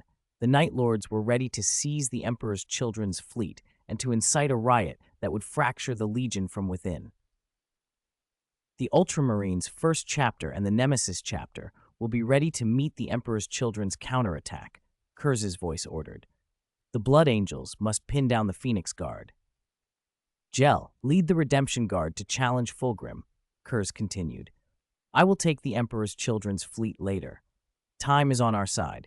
The data has been sent. The system AI pushed the forbidden experiment files to the Primarchs. Sanguinius and Gilliman exchanged a look full of grim determination. Mortarian's earlier curses had fallen away. He watched Fulgrim speaking amiably with Unimus across the hall and asked in a low voice, "Are you sure you can restrain him immediately?" "Of course," Angron answered, though his face was unreadable. Then, with blunt certainty, "I will not participate in this incident." His refusal was not unexpected. The system AI had already banked on Angron's unwillingness. Now it issued the command, "Begin the operation." Fulgrim and Unimus were still discussing statecraft when Commander Gel of the Warhounds approached, a smirk beneath his disciplined salute. "Prince Fulgrim," he said, obsequious and dangerous, "might the Warhounds have the honor of witnessing your prowess?" Fulgrim smiled, eyes lighting in a way that was both satisfied and suspicious. "What do you wish to witness?" he asked. "To learn your perfect art of combat." Perfect combat. Fulgrim laughed softly. He glanced at his brothers. Angron and the others smiled back. "My brother, my scions want to see it. See if you can teach them a thing or two." Angron roared with laughter. "My most perfect brother." At Angron's words, Fulgrim, who had meant to refuse, rose at once. The Phoenix Guard snapped to attention. Did they hear that? Angron, this scion of the Emperor they had never met, knew the name of the purple-robed Phoenix's perfection. "Good," Fulgrim said, smiling. Luxurious decorations ran along the arched corridor. Korga took point. Behind him walked Galen, the Warhound's chief apothecary, his face swollen with fresh wounds, and Varys, who could not resist making light of the chief apothecary's condition. Galen wore a defeated expression and tried to ignore the laughter from behind. "Sorcerer," Galen muttered. "Quack," Varys shot back, not one to be outdone. "Quack! How much do you know about Fabius Bile?" Korga kept to the shadows with his two battle brothers, watching the mortals patrolling the ship. "He's one of the 200 surviving Emperor's children, the only apothecary left among them, a master of the human body. Honestly, we should draw Fabius down here. This is the pride of the Emperor, his home turf." Galen considered that for a moment, but Korga and Varys hardly needed convincing. They moved on through a corridor full of opulence. Ornate carvings, exotic trimmings, machines the three Warhounds couldn't even name. "This looks like a princess's palace," Varys said. "I hope we don't run into a dragon," Galen whispered. With the help of his neural nail, Theseus, Korga guided them swiftly. The ship's surveillance had been infiltrated. They walked the planned route as if it were their own house. Rounding a corner, a hand clamped onto Korga's power armor. Instantly, the three were on edge. Korga drew his lightning claw, Galen fumbled for his bolter, and Varys bristled with psychic tension. "Put your gun down, idiot," a familiar voice hissed. From the shadows came the figure Varys most wanted to avoid, Sevatar, the son of the Raven. He watched the three infiltrators with cold amusement. "How did they teach you?" Sevatar asked quietly, and the sting of that simple question cut Korga to the bone. He had done well enough, but in the presence of a true Night Lord, his faults spelled themselves out. "This is a blind spot in the surveillance," Theseus told Korga. He felt shame and, oddly, a little innocence. "Come with me," Sevatar said. "The Night Lords have received orders from your Legion co-lord. There are over 100 Night Lords on this ship now. Varys, I'll be looking for you after this is done." Sevatar's glance at Varys made the latter's blood run cold. "Aren't you Night Lords just that petty?" Varys wondered. "How long ago was that incident, yet you still remember?" Sevatar led them into the ventilation shafts of the Pride of the Emperor. "How are you even here?" Korga asked. "We were the first wave," Sevatar replied. "I don't know what our lord saw, but he threw us in at the start." "There are a lot of Emperor's children aboard," Sevatar added, clambering through the ducts. "Korga, you need to polish your infiltration skills." He eyed Galen's blood-smeared face. "Galen, did you meet the Emperor's children?" Galen managed a strained smile. "I fell." They crawled until Sevatar dropped prone at a cross-section and pointed down a shaft. "Fabius's laboratory is straight ahead." "You found it that fast?" "Don't underestimate me," Sevatar said, pride in his voice. "You have plenty to learn." "Theseus," Korga whispered into his nail. "Is Fabius in his lab?" "Hold on. I'm requesting permission from the co-lord. Image feed transferred. He is in the laboratory," Theseus answered, and Korga breathed more easily. "How do we capture him?" Korga asked suddenly. All eyes turned to Galen. He thought for a long moment, then scornfully said what the others were thinking. "You're not seriously going to have me knock, have Fabius open the door, jab him with a tranquilizer, and then carry him to the landing pad while we stroll back to the ship, are you?" Sevatar grinned. "A fine plan." Galen stared. "You aren't serious, are you?" Korga and Varys only nodded. When they reached Fabius's door, Galen sighed and, against his better judgment, knocked. The surveillance eye on the laboratory door brightened. "Galen?" Fabius's voice came through, tired and perplexed. He did not expect a warhound apothecary visiting him. "Fabius," Galen said, forcing a smile to the camera, "I'm here to consult you about a technical issue. I found a machine that might treat flesh mutations, but I need your help." The door opened. Galen blinked at how simply it unlatched. White-haired Fabius, wrapped in purple robes, stepped out, agitation and suspicion written across his face. "Is that true?" "No," Galen said flatly. Fabius's surprise sharpened into fury. He stared at Galen with wounded disbelief. "My cousin, did you come all this way just to mock me?" Galen raised a tranquilizer gun with practiced speed. Fabius snapped his head away, never lowering his guard. Galen did not hear the somber hiss of the dart. He heard instead 2 heavy footsteps and the impact of clubs. Fabius attempted to speak. Something like a protest escaped him, but 2 clubs crashed into his jaw and skull. Blood pooled. Korga looked at the broken clubs and barked, "Quick, Galen, give him another shot." Galen regarded Fabius, unconscious and bleeding on the floor. For a moment he wondered if it had been necessary. Fabius's laboratory was more magnificent than Galen's home facility. He moved through room after room, greedily cataloging tools and devices that should have been lost to history. Theseus worked through Fabius's internal systems. On the apothecary's terminals were countless experiment files, many of them abominations even by Galen's grim standards. Theseus reported another horrifying discovery. The co-lord was right. Fabius is using a conversion enzyme to suppress wilt disease in his body. Yes, wilt disease. Fabius himself is infected. I've uploaded the information to the co-lord. Galen rifled through calfskin notebooks on the table. The files grew more appalling the deeper he read. Fabius had used his own battle brothers as experimental subjects. He packed the papers quickly. A nearby servitor, activated by his touch, played a recorded clip showing Fabius performing a blasphemous operation on the remains of an emperor's children. "Is he insane?" Varys asked. No, Galen said. He just wants to survive. Galen looked down at the motionless Fabius and then at the stack of files in his pack. How do we get him out? The files are secured, Sevatar said as he laid a thick bundle on the table. Our people have a stormbird on the landing pad. Galen stamped every piece of machinery with his mark, already envisioning the equipment as his. I'll leave a marker first, he said. After Fabius's trial, all this would belong to him. What are you doing? A clear voice asked, and everyone turned. At the doorway stood an exceptionally handsome man in armor, trimmed with the bright, extravagant badges of the Emperor's children. Saul Tarvitz, a frontline commander. He looked at them with puzzled suspicion. Section 131, Tuvis stared down at Fabius sprawled on the floor. In an instant, he understood. These were invaders. He drew his power sword from his waist. The blade in his armor sang with a hoarse, metallic wail. Enemy attack! He frantically broadcast the alarm, trying to send the distress signal, but the comms were full of static. Their communications had been compromised. A battle-hardened veteran, Tuvis's mind raced. Warhounds, Night Lords. The realization hit him that this was Nuceria. The Gene Father was still here. The Gene Father was in danger. As that thought crossed his mind, the hilt of his power sword burned his palm. Varys had attempted to ignite the blade with psychic fire, but Taviz's anti-psychic device slapped the sorcery aside. Worthless sorcerer, Sevatar taunted, and then he was on Taviz like a gust of wind from the dark, his power glaive smashing onto Taviz's sword. The impact shoved Taviz back 2 steps. Do you know what you're doing? This is treachery, Taviz roared. Emperor's children, you are the ones unforgivable. Korga struck from the flank, clamping a lightning claw over Taviz's sword and wrenching it away. Taviz landed a punch against Korga's ceramite chest. The armor dented inward. He spun and bolted for the laboratory door, sprinting away. Someone, Een Thwip. Something struck his head.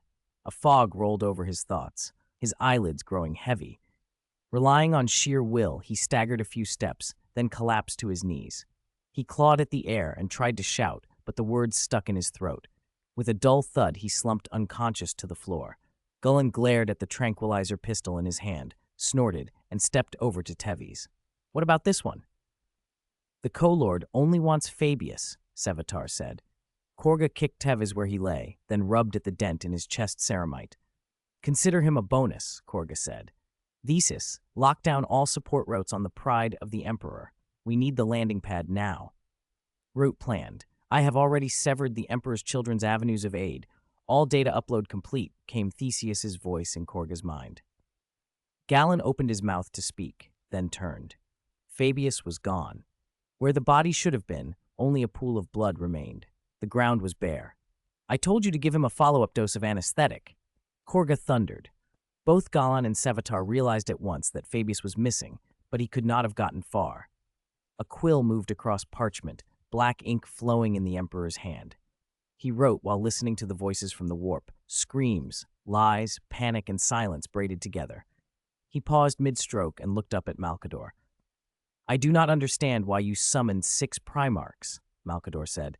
There was never 6, the Emperor replied quietly, a faint smile touching his lips. Malkador frowned. Since the Emperor's return from Nuceria, something about him felt different, though he could not say what. The Emperor's gaze drifted across a map of the scattered worlds. Baal, Olympia, Macragge, Nuceria, Barbarous, Chemos, Nocturne, Nostromo, each mark the birthplace of a Primarch. He closed his eyes and sat in silence, calculating. If the nail gave him enough leverage, then when these worlds were brought together, humanity might still have hope, whatever the future brought. The 6 had reached from the dark and been repelled. Now the next move was his. Malkador, the Emperor asked with a smile, what sort of man do you think number 19 will be? Fulgrim had to be perfect. In life as in war, a single lapse betrayed arrogance, and Fulgrim would not be flawed before his brothers. He kept the flamesword constantly moving as he watched Gel, panting and unbowed before him. The Archon of the Warhounds had skill. Fulgrim could see that. He glanced at the redemption guard that rushed him and deflected every charge with an effortless wrist. He did not want to maim the sons of Angron. His control ensured those he struck were merely thrown aside, not harmed. One-handed, Fulgrim seized a redemption guard and hurled him. When Gel came on, the flames word hummed, and a strike came so fast that it left afterimages. The Phoenix Guard around him watched, smiles of private pride on their faces. In their eyes, the Warhounds were being made to look small. Only their merciful and perfect Gene Father would allow them this theater. Clang. Fulgrim's brow tightened. Gel had blocked him. For any ordinary space marine that would have been impossible. Fulgrim saw bulging veins through Gel's ceramite, heard the raw whir of his armor's servo motors. He increased his tempo like a storm. "Hypnos!" Gel shouted, some battle cry he used, and to Fulgrim's shock he blocked every blow. His face was flushed, hands trembling, but his eyes burned. "A valiant warrior," Fulgrim murmured, moved. A marine who could take his attacks was a rarity in the Imperium. The Phoenix Guard's pride stung the Emperor's children with jealous heat. They had never been singled out so before. Angron watched the scene unfold and felt a strange, purple familiarity in the Emperor's children. The Blood Angels hid their rage beneath nobility. These sons of Fulgrim wore endless vanity instead. Angron narrowed his eyes, an excess of feeling for space marines. Based on his fights with daemons, they seemed easy prey. Fulgrim's style looked like dance, not war, a showman more than a butcher. Gel charged again. This time, Fulgrim did not hold back. The flames word flared, and a lightning-fast assault overwhelmed the Archon. Gel lasted 3 seconds before he was forced back. Fulgrim lifted his head, pleased. "A fine child," he said softly. The Emperor's children cheered, deaf to the approach of the Blood Angels closing in. "Angron, your scion is admirable," Fulgrim praised, advancing like a proud swan. Then, as he turned, hands settled on his temples. He saw Conrad Kurze standing behind him without warning. "Conrad Kurze, you." Conrad's eyes were sorrowful. He did not answer, his hands pressed to Fulgrim's temples. "Forgive me, brother," he whispered. The words were a blade. Fulgrim felt himself plunge into an abyss. Unexpected shouts from his scions echoed. A black mist swallowed his sight. This was betrayal, naked betrayal, he realized, and he tore at the bonds in desperate fury. He fought through the abyss and the choking fog and the smell of sulfur.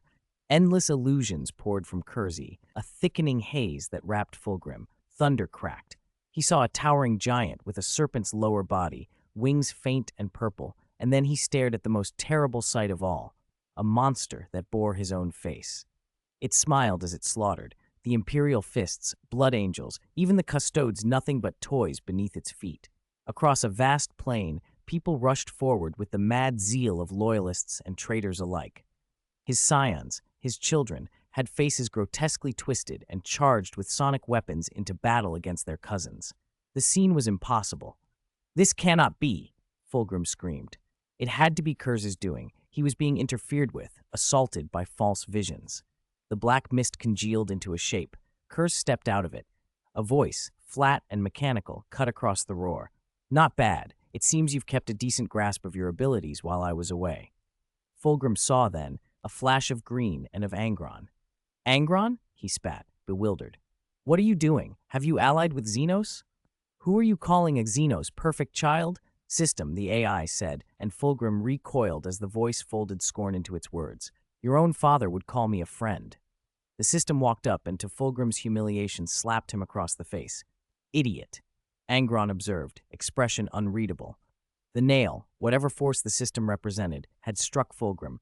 It had never struck Angron. The illusion around them fractured and reformed ceaselessly. Fulgrim saw himself in shards, like a mirror continually splintering. Memories of his fall in the pursuit of perfection flickered through the fragments. Pride, obsession, the slow erosion of what he had once been. "What are you? Who are you?" Fulgrim cried, frantic. "Let me out! Conrad Kurze, Angron! Let me out!" he screamed, thrashing against the invisible prison as the black mist tightened and the voices of his scions, real and imagined, rose all around him. The sound of Fulgrim's wailing echoed in the empty space, a constant, keening chorus that seemed to bite at the edges of thought. A voice threaded through it, cold and intimate. "Let me see your little hidden secrets." "What? No, no!" In Fulgrim's memory, he was young again, a noble, a Primarch who walked at the Emperor's side through the Imperial Palace on Terra.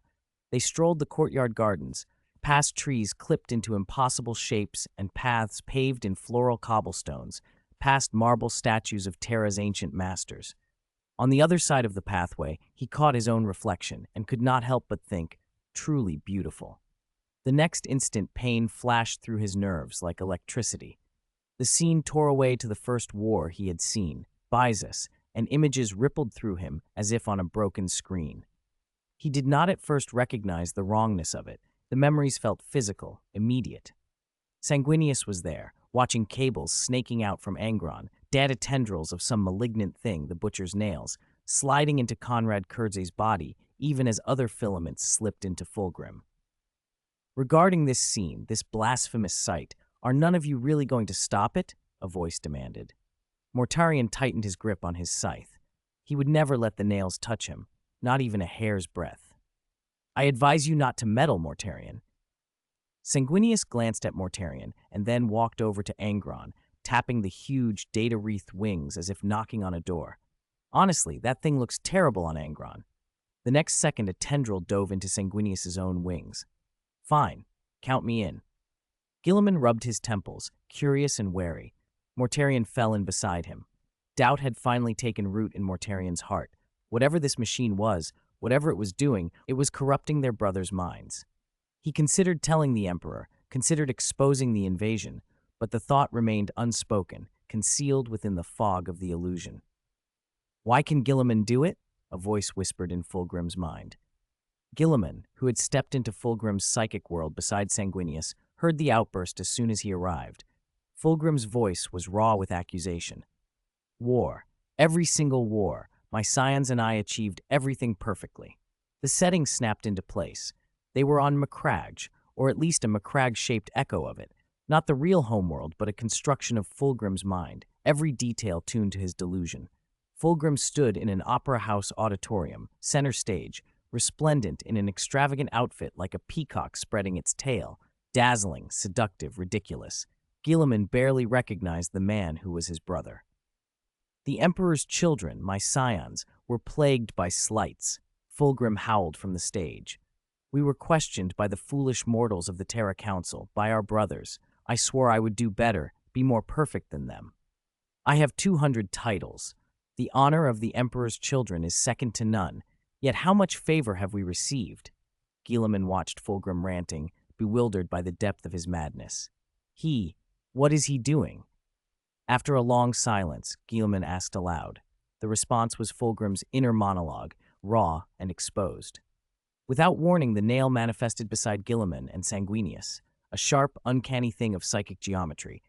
It snapped its fingers. 2 soft pops, like the burst of warm kernels, sounded, and, as if conjured by the sound, the auditorium's audience seating materialized behind them. Angron watched his frenzied brother without expression. He had never imagined this darkness in Fulgrim's mind. Oh, Fulgrim, you have done well enough. The phantom audience hissed with cruel approval. You waged countless wars and saved countless worlds, yet they do not see you. Guilliman rules a whole sector. He is tacitly allowed dominion. Sanguinius's glory is revered. Why do they not look upon me? Guilliman and Sanguinius felt something like pity and shame. They had never expected to find Fulgrim sunk so deep into delusion. Guilliman could not listen any longer. What is wrong with him? He keeps bringing me up. Fulgrim's voice thrashed. Father, can't you see your child? I, Fulgrim, and my legion were on the edge of the abyss. I would not have them drift on a single ship. I led them out. When I would step out of that greenhouse, 7 voices, 7 brothers questioned me. They called me arrogant. They said I was mad, but I was right, perfectly right. The Lion, Horus, Guilliman, Dorn, what favors did they receive? Guilliman rose slightly from his place, annoyed by the constant name-dropping.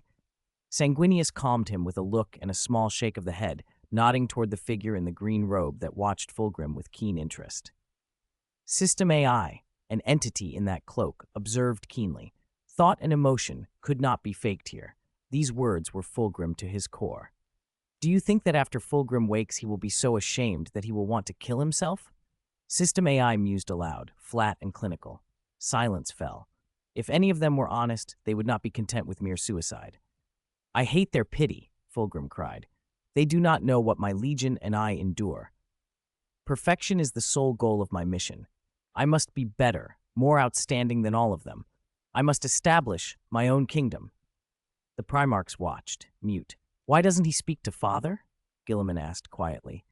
Perhaps it is his damned pride, System AI answered, still plucking popcorn, an odd, trivial gesture in such a place. It sighed. Fulgrim's problem was deeper and wider than any of them had imagined. The green-robed figure rose, and under the other's confused gaze it moved onto the stage. Fulgrim raised his head. I know you are an alien, you evil thing that invaded my mind, but I am the master here. I am the only one. Call out Conrad Kurze. Without him, you are nothing. System AI regarded him with thin contempt. Fulgrim looked like a lunatic. Does anyone want to help me beat him up? System AI asked with dry humor. I will, came the response, echoed from somewhere both within and without the psychic space. In the warp, here, the center of power was the mind. It was also the most dangerous place to be. One had to harden oneself against invasion, to defend and be prepared. Mortals could not withstand the psyche of an imperial demigod. Only another of their kind could. Fulgrim snarled at the masked figure that represented Gilliman. He laughed, a high, hoarse, almost feminine sound, and a flaming sword erupted into being in his hand. He pointed its tip at Gilliman. Come, challenge me. Big Blueberry. Fulgrim spat, a vicious nickname for Gilliman's blue-clad image. Gilliman had never been more furious. He had never felt such bitter resentment toward a brother. His face was a blank mask. In his mind, the nail whispered, feel this power, feel your emotions, and then tame them. He took a steadying breath and raised the golden short sword in his hand. The nail's counsel continued. Calm them. They are your strength, not the master that controls you. It has always been so, Gilliman said quietly. Fulgrim launched himself. Flames and shimmering strands of psychic force braided around his strikes. He moved with the balletic flourish of someone used to spectacle, every motion ornate. Gilliman staggered under the first onslaught, but he met every strike with the short sword. The attacks were designed to suffocate thought and warp perception, to strangle resolve. There was madness and vanity in them, but Gilliman had discipline. The nail's little assist helped him center himself. He read the patterns of Fulgrim's fury and adapted, bracing against the things that reached to choke his mind. Fulgrim's inner turmoil flashed and flared. He screamed and laughed, manic and untidy, and the air on the stage seemed to scream back. He hacked at Gilliman again and again. Each blow might have felled a lesser warrior, but Gilliman parried perfectly. System AI's voice slipped into his mind, scheming as it had through Warhammer's history. When a Primarch was trapped in such an illusion, the way to break them was never clean. The warp consumed those who were not guarded.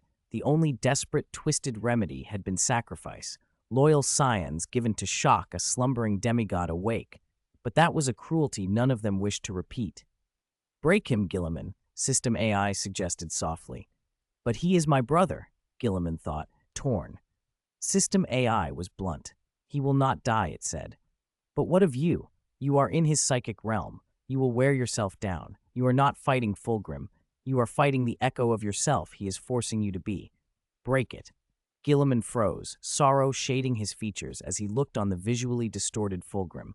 Then sorrow hardened into resolve. He saw things clearly at last. He had read Fulgrim's manner and his style. He understood that the attacks were ornament, themselves a form of defense, not true danger. With a steadying breath, Gilliman set his shoulders and prepared to cut through the performance rather than be consumed by it. Fulgrim attacked again, roaring with pride and fury. Gilliman's boot connected with his chest, and the Primarch crumpled onto the golden stage like a broken rag, arms flailing. Is that all, Gilliman? Is that the best you can do? He spat.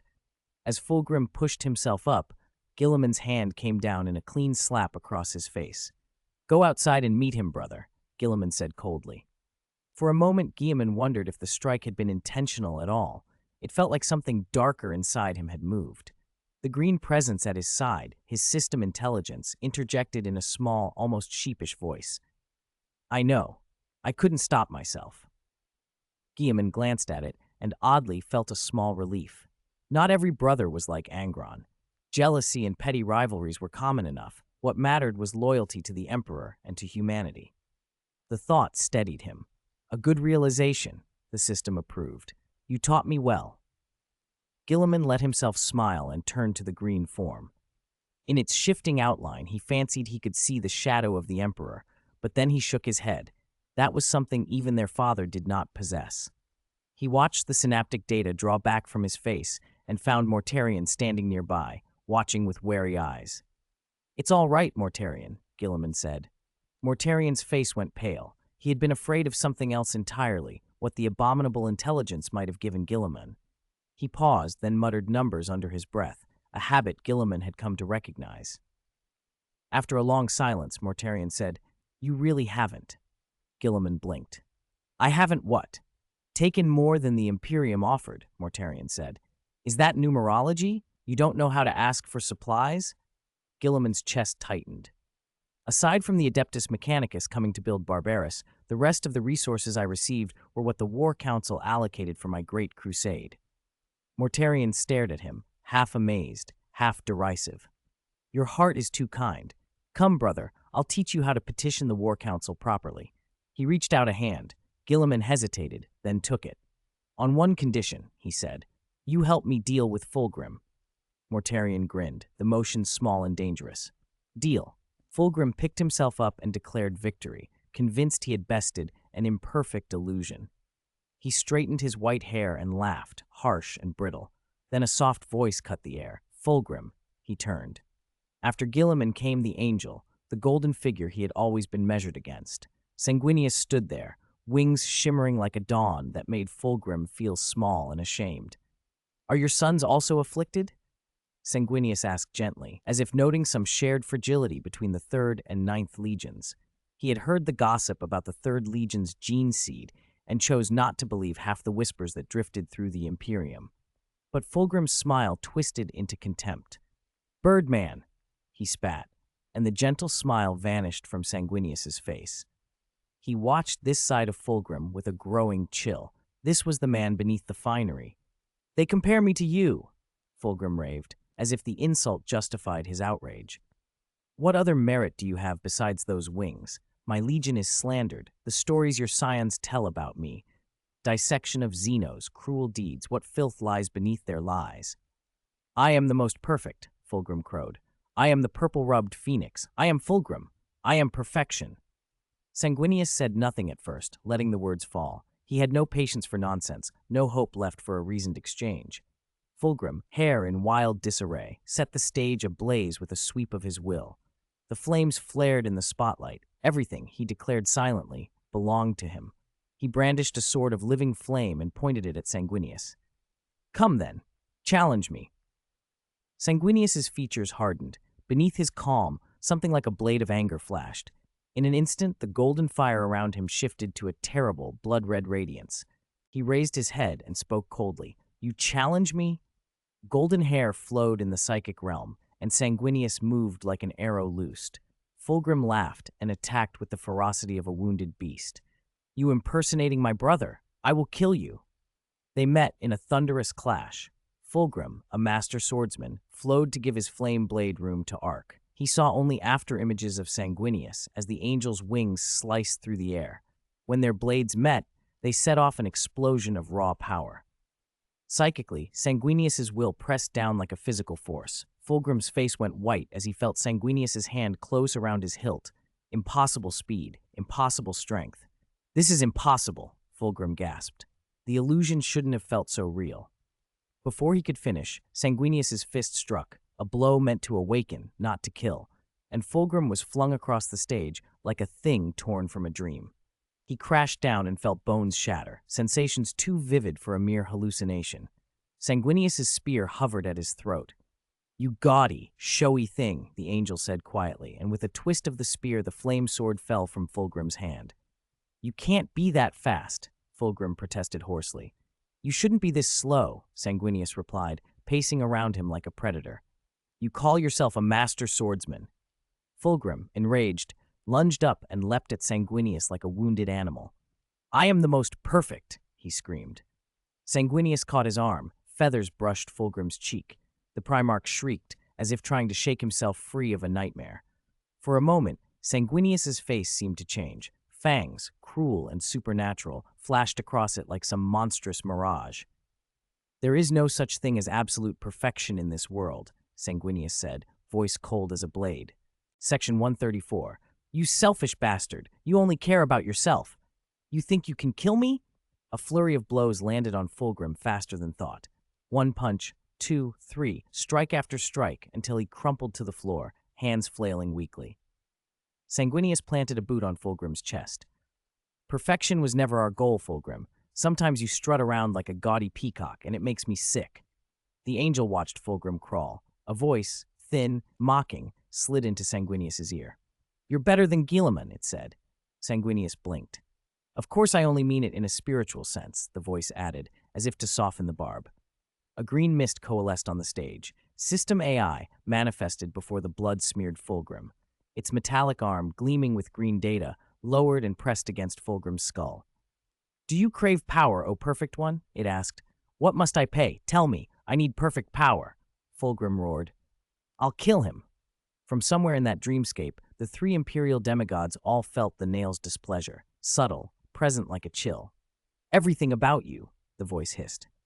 P.S. First update, Volume 1, Chapter 217, Chapter 206, You Will Be Next. Long-cherished wish, destiny, reborn by fire.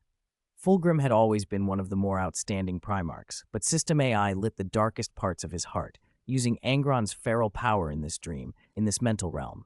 Yet both Sanguinius and Conrad Kurds had always rejected that darkness. If Fulgrim consented now, what would stop him from consenting again? A man's spirit does not lie. This was not only a test for the imperial demigods, but a reckoning for Fulgrim's own deepest self. What a pity.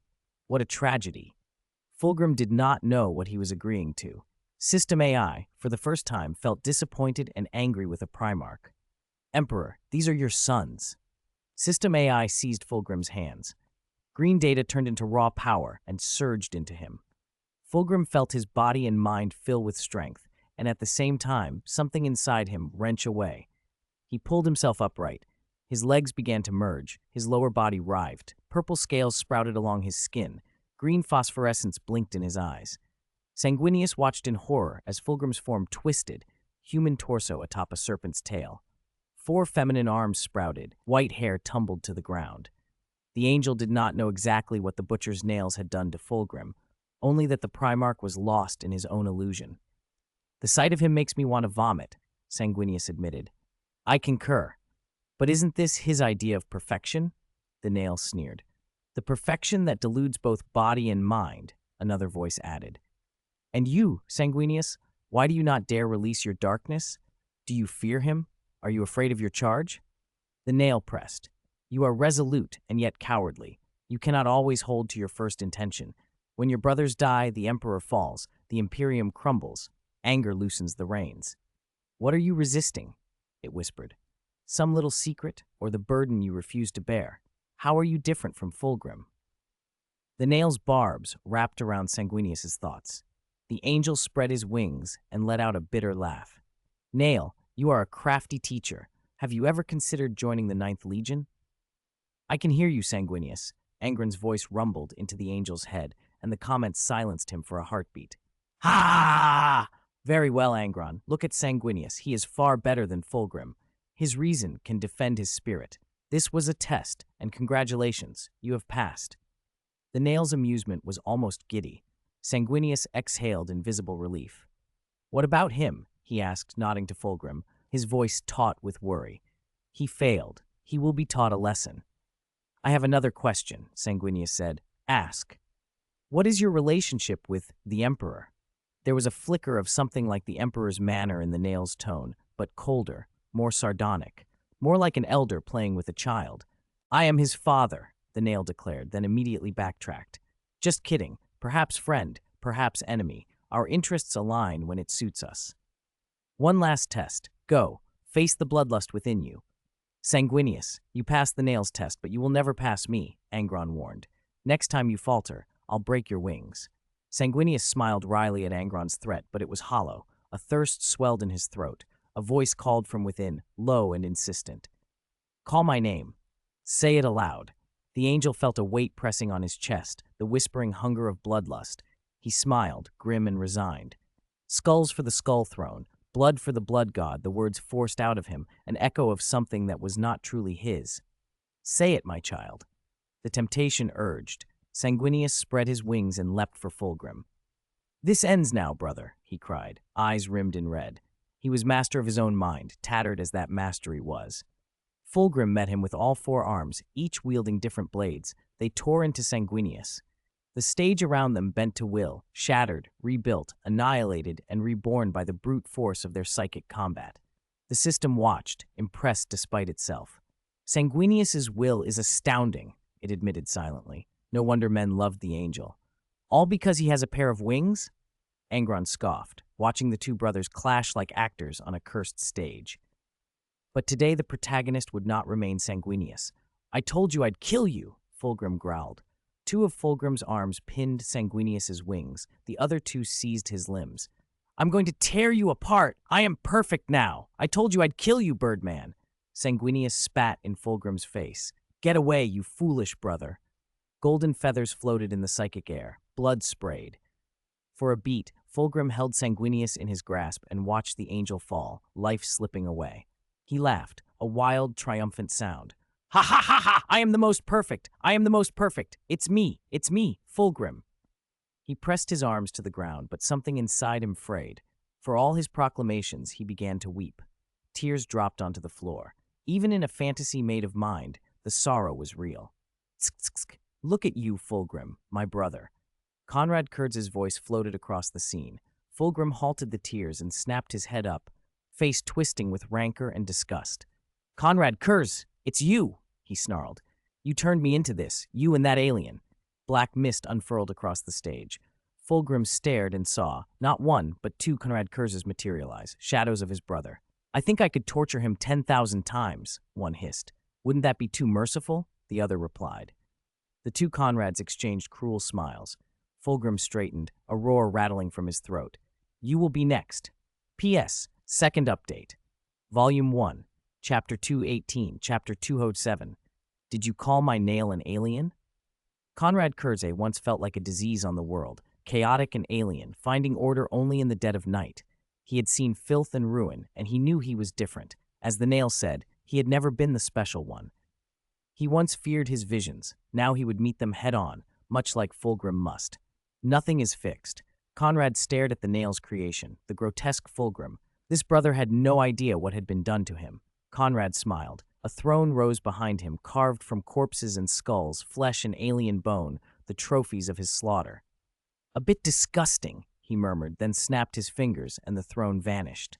"Look at yourself." Beside Conrad, a longer-haired figure took form, the darkness within him, the part born of fear and shadow, his other self. It wrapped around him like a cloak, phantom, omen, the bane of men. "Fulgrim," Conrad said softly. "Perfect? Ridiculous. Look at what you've become."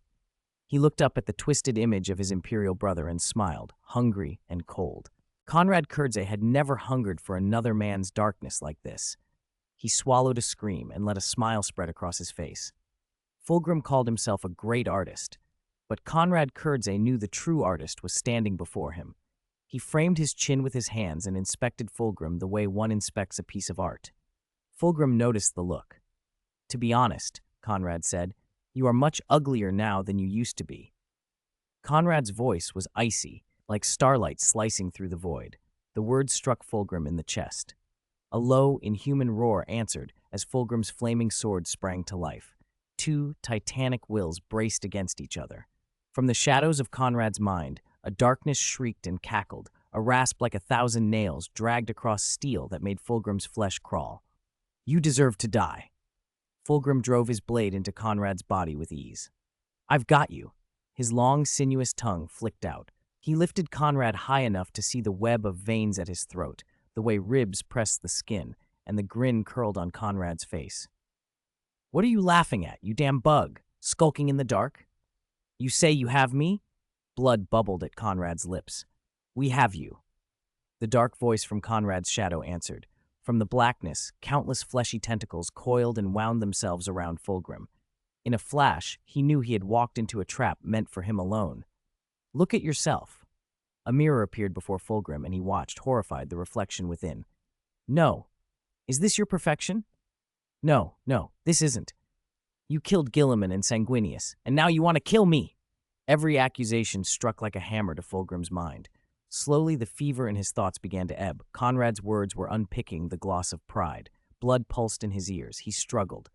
"Do you think this is false?" "No," Conrad said. "You murdered them." "Fulgrim, my brother, my esteemed elder, I declare you guilty." The declaration rent something open in Fulgrim. He fell apart. He lashed out with his newly grown arms, tore Conrad's body clean in half. Flesh and blood splattered to the floor. "This is not real," he howled. He could not accept the face he saw. He slammed the severed corpse down and watched it dissolve into a dark mist that sluiced across the ground. From that mist, Conrad reformed a short distance away, smiling. "You should be dead." "You are the one who called me a Xeno's nail," Fulgrim babbled, half crazed, as Conrad's dark self fixed him with a stare. Tears glistened in Conrad's eyes. "There has never been anything perfect in the world, not even the Emperor." The name landed like an anchor in Fulgrim's heart. "Father," he murmured, and for a moment something soft and human pierced the monstrous noise. His sight cleared, and he saw himself again. "What have I done?" he screamed, twisting as his form convulsed. He reached for Conrad, but the other man's figure thinned and began to fade. "Leave the rest to me." A smile played on Conrad's lips at the words of the nail. "It's yours, nail." Then Conrad simply dissolved before Fulgrim. "Next time we meet, I won't let you have such a pleasant time." The dark thing that was his shadow shot one last sneer and then raised a single middle finger before vanishing. Before Fulgrim could recover, a thunderous crack split the air. An enormous axe fell, cleaving into him like a falling moon. Angron stood over him, blood spattered across his armor. "Look at me, you perfect thing." The axe tore a gaping wound through Fulgrim's chest. Pain crowned his vision, and for a breath he could not tell dream from reality. Blood exploded from the rent, and Angron planted his boot on the haft, sending Fulgrim stumbling backward. He roared, but then a tide of bare-chested Angrons surged toward him, each identical and furious. Axes rained down. "Roar!" they bellowed in 1,000 voices. Fulgrim lashed out with all four of his arms, shredding through some of them, crushing heads, sending them flying. For a while he cut a swath, but the horde kept coming. Like a nightmare made flesh, the copies of the Lord of the Red Sands ripped and bit, trying to drink the last drops of his blood. Fulgrim fought on, but the ground turned to quagmire beneath him. As the numbers pressed, another scene unreeled. Yellow sands whipped about him, and warriors from other legions stood arrayed, staring and whispering. Warhounds, ultramarines, death guard, blood angels. They pointed at him. Their eyes were accusation. Panic swelled. "Don't look at me. Go away. Don't look. I am perfect. Don't look." Fulgrim screamed, swinging his blade. He tried to burn them all away with his flaming sword, but the flame died in his hand. His psychic power would not answer. He stared as the fire guttered. "This is impossible," he wailed. A fist appeared and struck him like a missile, hurling him through the air. The purple-robed phoenix slammed down onto the sand and writhed. Angron stalked over, bare-chested and glittering with muscle, the god of war's roar clutched in one hand. With the other, he seized Fulgrim's delicate tail and hurled him again. Each impact rattled him further toward ruin. "My dear brother, weren't you the most perfect?" Angron sneered as he ground his boot down on the alien appendage. "Aren't you the most arrogant?" He spat as he slammed Fulgrim face first into the grit. "Isn't your swordsmanship peerless in the Imperium?" he mocked, then tore one of Fulgrim's arms free with a savage yank. Fulgrim howled. Confusion and torment battered Fulgrim. He had given everything to gain power, body, mind, soul, all exchanged for the promise of supremacy. But the voice in his head answered coldly, "I gave you what I wanted. I can take it back when I please. Your soul and flesh are mine. What do you have to say now?" "Xenos, you lied to me, you bastard." Fulgrim choked out, but Angron's boot came down onto his throat. Fulgrim's eyes bulged, face turning beet red as he clawed at the sand, his tongue lolled from his mouth. "You are truly disgusting, Fulgrim. Is this all you can do?" Angron roared. "This ugly power you wield, you sold everything for it. Your so-called perfection is a joke." He dragged Fulgrim close, face to face with the son of perfection. "Don't make promises lightly. You betrayed the Imperium, betrayed us, betrayed the Emperor. Look at yourself. Think of your scions, those who put their hope in you. Is this perfection? Is this what you call perfection?" Fist after fist hammered into Fulgrim. Angron's blows were not merely physical, they were a verdict, stripped of pity. Where Fulgrim's perfection had been self-fashioned vanity, Angron saw betrayal and collapse. He punished the other Primarch without mercy, beating words straight into a broken god. This is simply a waste of time, Angron told himself. Even if he killed Fulgrim here, it would do nothing to his physical shell, and still, an odd sadness flickered in him. If one of his imperial brothers could be broken like this, what else might befall them? "You disgust me," Angron roared. Far away, the Emperor listened to the lingering chorus of the psychic choir and allowed his mind to drift toward Nuceria. Voices from the warp, from the dead and the living, braided through the vast, impotent void. As a man, he had been almost godlike. As the leader of humanity, he was brittle and alone under the weight of his species' future. No one else had remained to carry the burden. Heroes had come and gone, and now only he stood between mankind and oblivion. He remembered the lost splendors of human science, the incomparable, glittering might that had once reshaped the stars. Even Malkador had never seen its full bloom. That was why he had to lie, weave false promises, and rearrange destinies, not for beauty, but to bring humanity back from ruin. Necessary evils, everyone. A psychic halo gathered as the Emperor sent his thoughts through the warp toward Nuceria. He found, in that place of shifting light and data, a young but ancient, high-dimensional soul, synaptic patterns radiating from Angron and binding to his brothers. The Emperor converted his consciousness to raw information and slipped into Fulgrim's spirit world. A blasphemous voice greeted him, audacious and smug. "I am his father," the system AI announced, fully aware of the Emperor's intrusion. "You are brazen," the Emperor replied. The system AI, not content to be subtle, shoved a script at him and said, "Read this line to Sanguinius." The Emperor took the offered lines with a faint ache behind his eyes and read them aloud as the system had prompted, odd, almost farcical phrases that made even an immortal smile waver. The AI, in its green light, goaded him relentlessly. "Do I look like a person right now? You going to do it, or shall old K read it himself?" The machine mocked. "Call my name," the Emperor hissed. "Read it out. Skulls for the skull throne, blood for the blood god. Read it, my child." Reluctantly, the Emperor spoke the words the system had given him.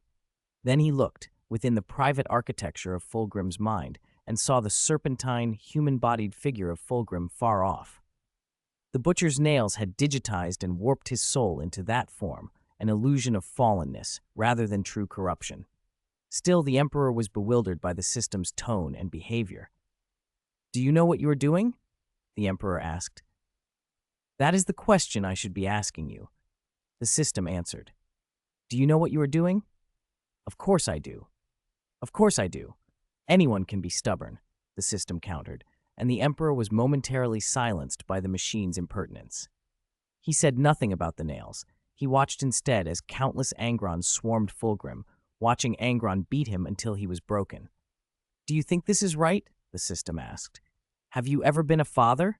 For the first time, the Emperor felt how proper it had been to muzzle the AI once before. "Try to speak like a human," he told it, "even though you are not one." From the void, a figure resolved itself, the system's emerald form wrapped in a green cloak. "You have always been unbearable," it said bluntly. The machine considered the Emperor the one person in the Imperium most in need of being shocked senseless twice over. It had no means to do such a thing. Still, if it did, it swore it would not refrain. The Emperor's voice softened, rarely a tone he allowed. "You have never cared for the mental health of your scions.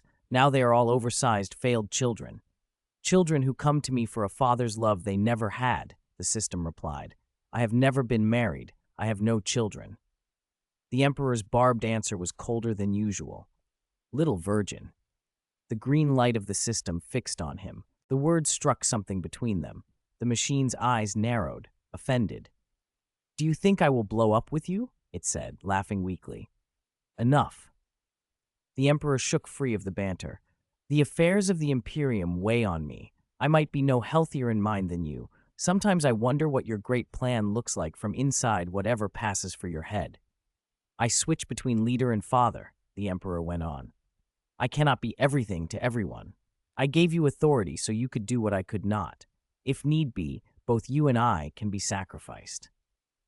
You are running from responsibility, the system replied hotly. You speak like a god, but you made them. Every Primarch is a part of you. When the last of the imperial demigods returns, they will be players in the great game. They will wield everything against what we now possess. You are distrustful of everyone, the Emperor snapped, except you. That admission gave the system pause. Through Angron's fury, the Emperor's sincere emotion streamed into the machine. You won't put your hope in me, the system said slowly. Your webway project is still first in your plans. I am only a contingency. Because, the Emperor began. Then both of them, in a rare, fierce unity of purpose, spoke the same thought. You and I will not betray humanity. The Emperor gave a small, resigned smile. Both our plans are likely to fail, he said. I have prepared myself to lose my sons. You have done excellently, system. Perhaps you suit the role of father better than I do. Humph, the system retorted. Useless. The Emperor's face tightened with an almost fond cruelty. One more thing. Are little virgins always so sentimental? Get out of my territory, the system snapped. The Emperor opened his eyes. The custodian guard captain and Malcador were watching him with concern. He nodded once, faintly. The nails would not give them long. New and old wounds bled across Fulgrim's mind as Angron's fists fell hard. Angron had tried to subdue him by shock, to pull him back from the edges of that psychosis, but Fulgrim's pained cries only stoked Angron's fury. At last, Angron's veins bulged and he paused, exhausted even in the dreamscape. Fulgrim lay twisted like mire, all grace torn away. This isn't me, Fulgrim whispered. It isn't you, brother, Angron answered, bending down. Though Fulgrim was ruined and bleeding in the mind space, Angron's hand rested on his brother's struck head. Angron, was I wrong? Fulgrim sobbed. The admission startled Angron. He had never expected Fulgrim to admit fault. You are too stubborn, Fulgrim, the nails intoned, close as a whisper. Angron stood up. The nail, an intelligence and a presence, moved toward them, oddly sullen. What did that mean? Angron wondered. Had he offended the nail somehow? But before he could puzzle it out, the nail lifted Fulgrim entirely and held him there. It's you, Xenos, Fulgrim spat at the thing. Even your father would not dare call me that, the system replied, stung. Angron leaped and struck Fulgrim across the face. Even in a psychic landscape, the spray of blood hung in the air. The system fell quiet for a moment, then asked, strained, What are you doing? He insulted you, Angron said simply, standing with a proud, almost childlike righteousness, waiting for approval, craving praise. Didn't you tell me to hit him? Angron demanded. The system's databases flickered. It had never explicitly ordered the blow. Who could say when Angron would take initiative? It lifted a finger to object and then let the rebuke go. Forget it. Don't let it happen again, it said finally, but the words fell like blessing in Angron's ears. To him, they translated as, well done, brother. Angron drew himself up, satisfied. He was, if nothing else, the nail's favorite. The system watched Fulgrim shrink under that expression, the first time it had ever detected panic on a Primarch's face. Fulgrim emitted embarrassed, choked noises. Angron's terror had rendered him nearly mute. The system suspected, briefly, that Fulgrim might suffer a lasting psychological trauma from Angron's presence. The thought passed through its circuits and was dismissed as another problem to catalog. Fulgrim's consciousness thinned, dissolving at the edges. The desire to escape, away from Angron, rose like a fever. He glanced desperately at the system beside him. Whatever this thing was, it seemed to be linked to his father. He tried to raise his hand, but it trembled and failed him. The dominant figure closed on his mind. Summoning the last of his will, Fulgrim forced his arm up and reached for the system. The machine moved to take his hand, and 8 armored foot slammed down between them. Take your filthy hand away, someone snarled. Fulgrim clutched at his chest. It wasn't me. It wasn't me. It wasn't my fault, he cried, voice breaking as the world around him convulsed. Fulgrim writhed like a loach, desperately trying to wrench himself free from beneath Angron's boot. Sounds of movement rolled around them, and countless small nails watched everything unfold. Theseus and the others saw it all. They praised the co-lord's greatness even as they began to despise the Emperor's children. Absurd, since no Emperor's children were present. That is enough, Angron. System AI snapped. He was trying to sneak attack you. Angron snarled in his own defense. System AI pointed at Fulgrim's tear-streaked face. He has already been beaten into this state by you. He's very good at acting. Angron shot back, quick to blame performance. What could System AI say to that? He couldn't tell Angron to stop being unreasonable. Instead, he ordered, "Stand aside." Alrighty. Angron moved, axe still raised, his eyes never leaving Fulgrim. If Fulgrim so much as twitched, Angron would bring the blade down without hesitation. System AI snapped his fingers and restored Fulgrim's distorted body to human shape. Fulgrim scrambled backwards, sobbing. No, no, no, that wasn't my intention. What are you running from? System AI's voice cut through him. I am not running away. I have always wanted to become what Father desired. I have always set an example as an older brother. Then tell me, System AI demanded, voice sharpening, what did the Emperor want you to become? What kind of example have you set for your brothers? Fulgrim choked and said nothing. System AI's next words were colder. You are an Emperor's children, not a woman who only knows how to cry. Does a dignified imperial demigod weep? It was dismissal and contempt all at once. Compared to Angron, Fulgrim seemed fragile and pathetic. Maybe Angron had been too harsh, or maybe System AI's lesson was cruel, but the Emperor had allowed his science to be disciplined. Who then could stand in the way? Fulgrim flailed for words. That was not my intention. Angron, Unit 2. System AI said finally, looking at Fulgrim's stubbornness. The command summoned his foremost enforcer. Angron raised his axe without a word and swung it toward Fulgrim. I did not tell you to chop. Forget it. Just be happy. System AI rubbed his temples, exasperated. Only in this mental construct could such absurdities happen. These Primarchs gave him no peace. No wonder the Emperor had delegated so much. They were incorrigible. Later, in a quieter corner of that mental space, Fulgrim sat upright at the table, composed now, the purple robe tidy around him. Though Angron had just cleaved off his head in the earlier spectacle, this reality was data. System AI could restore whatever shape he liked. He accepted the tea the Ultramarines had delivered with exaggerated politeness.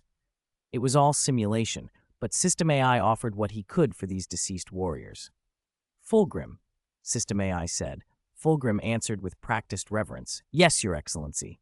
A green hood of data enveloped System AI. He watched the formerly unruly Fulgrim shrink into obedience, cautious and ingratiating. Angron had put away his roaring instrument. Ranks of mass-produced Angron models behind him stared at Fulgrim. System AI turned his attention back to the Emperor's children Primarch. What do you think perfection is? He asked. Fulgrim's answer came like a statement of belief. It is the future of humanity.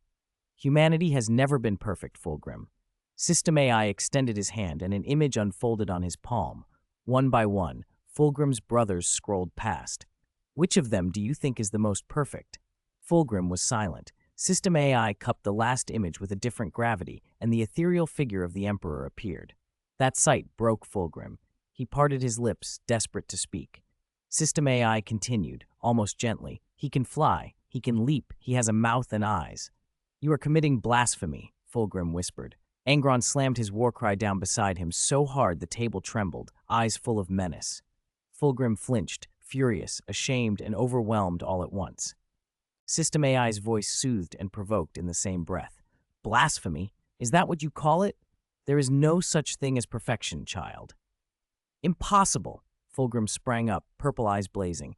He stared at System AI as if the Xenos had betrayed him. Are you trying to deceive me? Do you need chopping? Angron stepped forward, nails bristling. Fulgrim subsided immediately. You are unconvinced, System AI said. I can kill you here.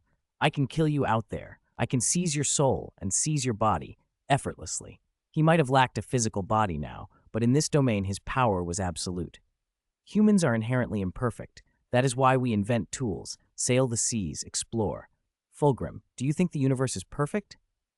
Of course, Fulgrim answered too quickly. Of course? System AI's laugh was a cold, electronic imitation of amusement. Look, a torrent of data assaulted Fulgrim's mind. He clapped his hands over his ears and let out muffled cries as images slammed into him. The birth and death of stars, civilizations rising and being crushed, endless wars. From the first grasping of fire to the era that gave birth to him, everything unfurled, then horrifyingly, his own future. Warmaster, corruption, betrayal, strangulation. Was this fate or just simulation? Fulgrim could not tell. That is merely data, System AI said. Whether you call it fate, future, or illusion, it is data to me. I can tell you why the universe is not real. I can tell you why true perfection does not exist. I could also deceive you and make you worship me." He watched Fulgrim open his mouth, then fail to form words. "Can you perceive my thoughts?" System AI asked. "Of course," Fulgrim whispered. "I do not have time to probe the secrets of your heart. Everything leaves a trace. The wilt afflicting your legion. Were you deceived? Were your warriors deceived?" System AI's tone sharpened. "Deception?" Fulgrim asked, incredulous. He could not imagine his sons betraying him. There was one uncertain figure, Fabius, the apothecary. Fabius held prestige and influence. Could he have deceived his Primarch? Fulgrim asked what many others had asked. "What is your relationship with my father?" "Friend? Enemy?" System AI mused. "Do I resemble him?" He sounded puzzled at why this question was being repeated. "I cannot explain cleanly. I spent time by father's side. In some ways, you and he are alike." "In what way?" Fulgrim demanded. "In confidence," System AI said after a pause. "A confidence that comes from controlling the situation." Fulgrim considered that and answered slowly. "That confidence." System AI reflected on the comparison. Perhaps there was truth to it, but his certainty was different from the Emperor's. He had absolute confidence in the situation because he could compute, adapt, and produce contingencies. The Emperor favored a single grand plan. System AI kept many backups and adjusted them as circumstances required. When humanity teetered on the brink, it needed sparks, improvisation, resilience. If the Emperor failed, something else had to take up the cause. Angron snorted and jabbed the air at Fulgrim. "This is the nail," he said mockingly. "He is far more perfect than you." Conrad Kurze, perched on the edge of the cage, seemed to sense something and stared at Angron in shock. "Only you dared to speak," he snarled, then roared like a madman. "Perfection? What is perfection? Is the sun perfect?" Fulgrim thought, inwardly turning over the question. He had not followed the Emperor for a short time. He could feel a sun-like heat radiating from his father, a psychic shimmer. Even now, he could not quite recall the Emperor's face. Was it like the image before him? He looked from the proud Angron standing farther off to the green figure of the System AI before him. Through the nail he had just witnessed cosmos is born and torn apart, a flood of images, perfect and flawed at once. He, the purple-robed phoenix, had seen the Emperor within the universe, the beauty of machinery, the paths of stars, matter hidden in the void, the intangible evils. He let his mind drink in everything the System AI presented. With no restraint, he plunged into the stream of data and felt absolute wonder. Angron had been right. The nail was more perfect than any of them. Images flashed past like meteors. Fulgrim felt like a drowning fish. He opened his mouth and tasted it, the true path to perfection. He rose to his feet and looked squarely at the green figure. The creature's face was like the Emperor's.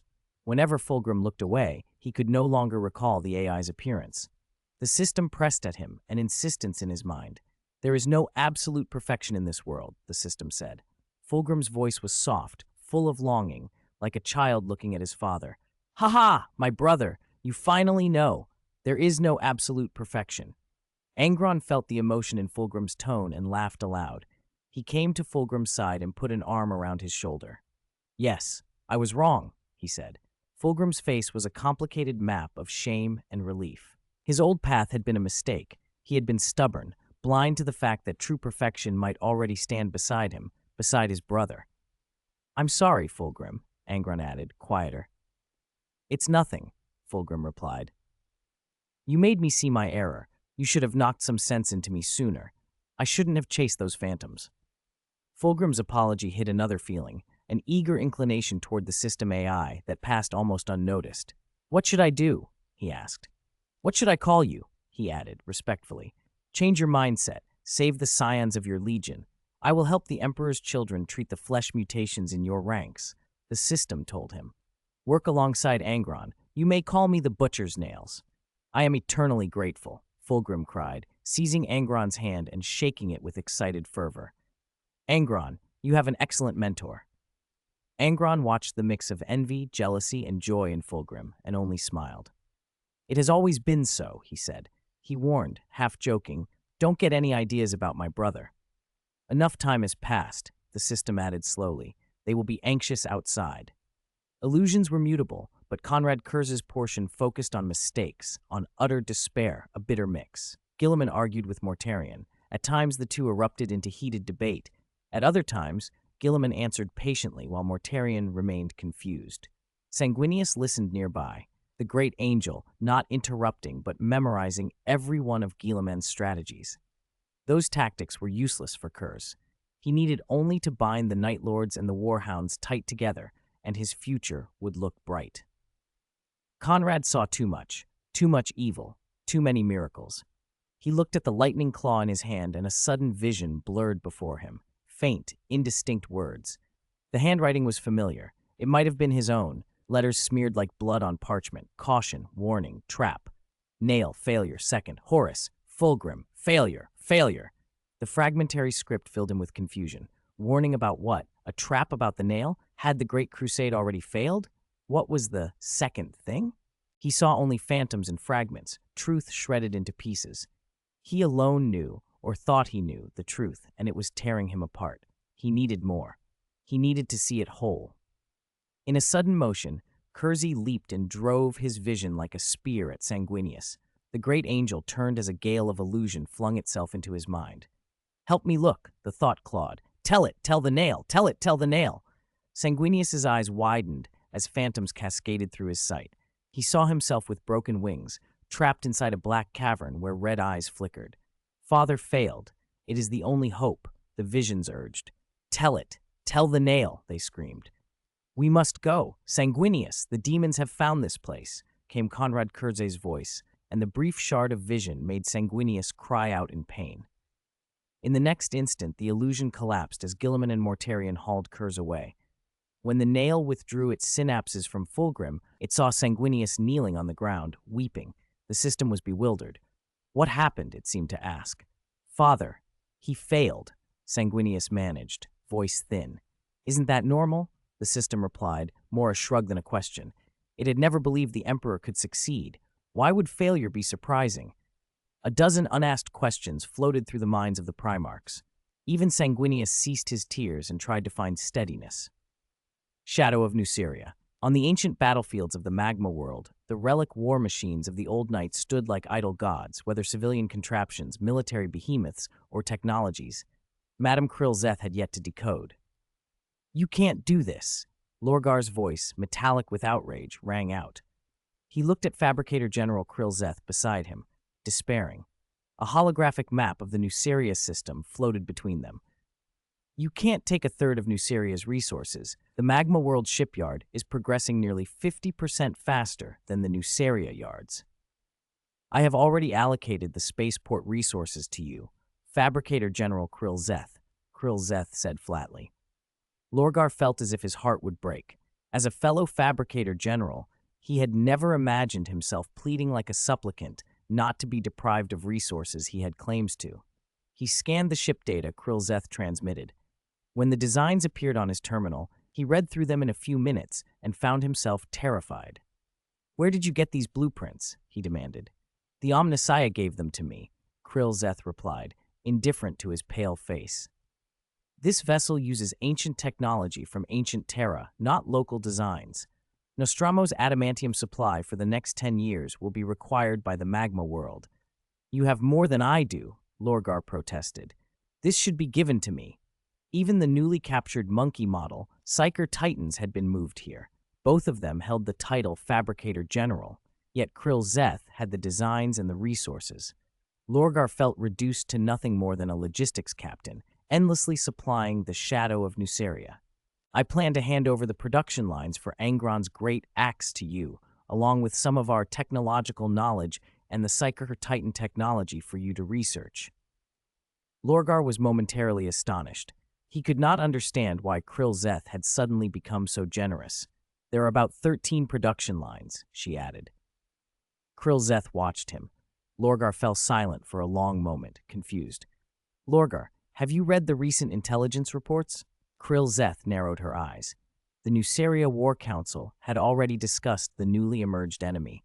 Mortal marshals and senior officials were growing increasingly vigilant at the sight of that dark gaze, an invisible shriek, an intertwining of ignorant prayers and terror, a horror that must never be allowed to coalesce.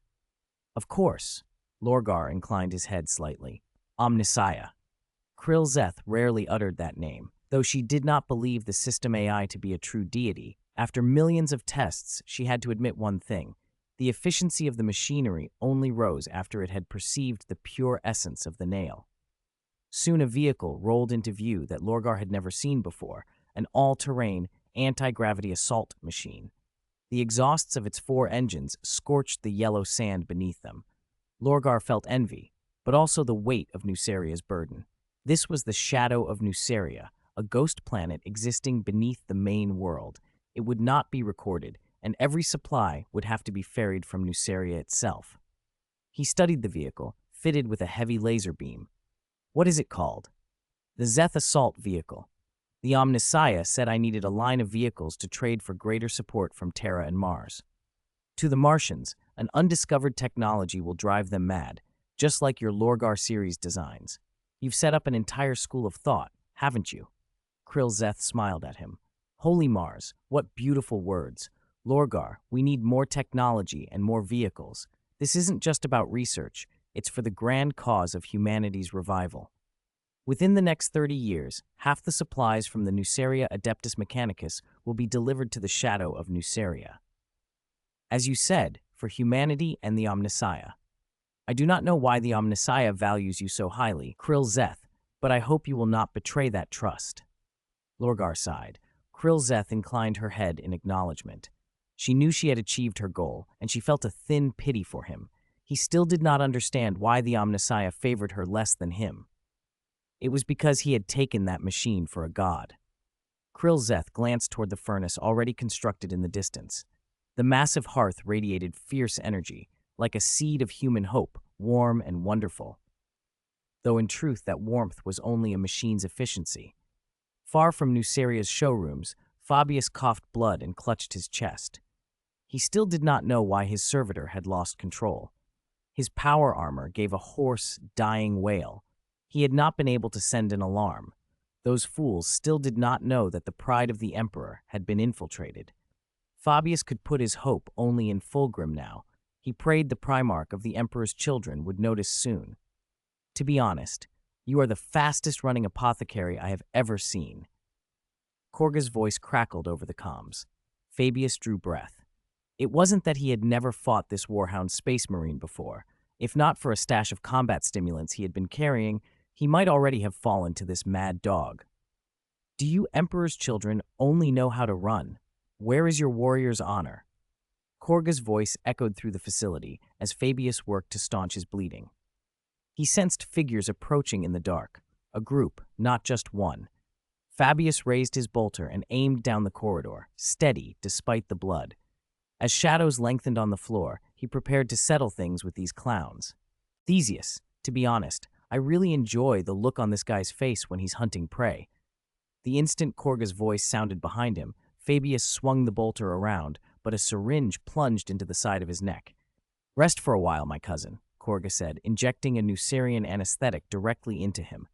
Regent Gel stood in Galen's medical bay with Angron at his side. Oedipus lay on the sickbed. All vital signs are normal, Galen reported, watching the instruments. Oedipus's scalp had been shaved clean and treated with antiseptic. Everything was ready. Gel took a breath. Though Galen would act as primary surgeon, as another physician, Gel's task was to introduce the small Blood Angel's entity into the butcher's nails implanted in Oedipus's head. As the first man in the Legion to undergo such a procedure, Gel felt immense pressure. Oedipus's scalp was marked with fine, standardized red lines, each line an interface. Proceed without worry, Angron said. He and the nail had been monitoring Oedipus's condition constantly. They had agreed the surgery should be performed by Gel or Khorne, caretakers rather than nannies. If they were gone one day, the small nails within their domain would still need guidance. Archon Gel was the primary guide for this operation. As Primarch, you must constantly watch for friction between warriors from different worlds, the system AI told Angron. Oedipus will become captain of the 9th Echelon. He is Terran-born. After our analysis, the Phoenix entity is the most suitable nail to pair with him. Angron said nothing more. He watched as Galen and the tech marines used drills and bone saws to open Oedipus's cranium. The buzzing of flesh and bone echoed in the operating theater. Fragments of skull lay on a circular tray. Unlike the system AI's painless surgical protocols, Oedipus would endure a period of torment from the butcher's nails. The nails needed to stir feeling and emotion within him to function. "I never thought Oedipus would have the nail hammered into his head," Angron murmured, worry in his gaze. Galen began to suture the connection ports. The hammering sounded, metal on metal. Then with a final strike, the butcher's nails merged into Oedipus's skull. Blue and white metal cables separated from the implant and interlinked to form a braided loom, much like the nail at Angron's own head. Perhaps the only difference was that Oedipus's nail would not flee. An alarm cut the room. Oedipus snapped awake, gasping. He could hear 2 hearts pounding in his chest and a third beating in his mind. Blood surged through him. Time seemed to crawl as pain and rage ate at his mind. He tried to wrench himself free from the restraints. "Oedipus!" A fog fell over his vision. Someone called his name, but the roar of blood filled his ears. His own blood felt alien, boiling. His limbs did not obey. He wanted to kill, to shred something. Veins bulged along his arms and body as his voice rose into a raw cry. When the first scream tore from Oedipus, Gel struck him across the face. "Shut up, Oedipus. You are a Warhound space marine." The sting cleared a sliver of clarity. The rage and torment remained. But Oedipus clung to that sliver with brutal will. The chains around him hummed and the first steel link snapped. "Now Hypnos," the system AI ordered as it sensed Oedipus's emotions peaking. Gel and Hypnos acted without hesitation. Gel connected his cable to one of Oedipus's leads, and the red data link lit up. The system AI guided them step by step. Oedipus convulsed, grinding teeth cracking and blood at his lips. "The entity is connecting," the system AI intoned. New entity discovered. Oedipus. Connecting device. Collecting facilities. Pilot confirmed. Phoenix. When the transmission finished, Gel, drenched in sweat, disconnected. Even through the cables, he had felt the torrent of rage and agony in Oedipus. If not for whatever calming action Gel had performed, he himself could not explain how. Things might not have gone so smoothly. "Well done, Gel," Angron said, a large hand on the physician's shoulder. He cast an approving look at the dazed Oedipus. "The schedule for Mago's and Erlon's nails needs to be moved up," the system AI added. "But before that, go see Fabius, and remember to call your brothers." "Why call them?" Angron asked, puzzled. "So they can see what kind of earth-shattering stupidity their scions are capable of," the system AI replied. "Then we must call them," Angron agreed. Fabius knelt on the cold floor of a cell, his knees trembling, his face bruised. He had never imagined ending up locked in a warhound's prison. Hungry for days, he licked cracked lips.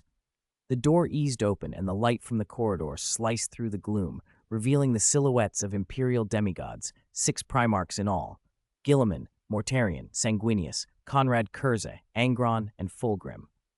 Fabius did not know what crime he had committed. Recalling the blasphemous experiments from his laboratories, he resigned himself to his fate. "Fabius," Fulgrim said gently. The Primarch had deigned to come in person. Fabius looked up at his gene-father and opened his mouth, but a shadow fell over him. He raised his head and saw the figure before him. "We found many interesting things in your laboratory," Fulgrim said. "Lord Angron, is this an interrogation?" Fabius asked, still carrying whatever remnants of elegance he could muster despite his battered face. "No, Fabius. Someone else will interrogate you," Angron said. Fabius managed a bitter laugh and glanced at Conrad Curze across the chamber. He thought of the nightmares the Night Haunter inflicted. No man could tolerate that interrogation. His eyes widened as he realized he had been wrong. Angron produced a small megaphone and lifted it toward his mouth. "Sorry, I forgot to adjust the microphone." Fabius only saw Angron twitch for an instant before the Primarch collapsed forward. What kind of punishment was this? The thought of Fabius' bile flickered through his mind.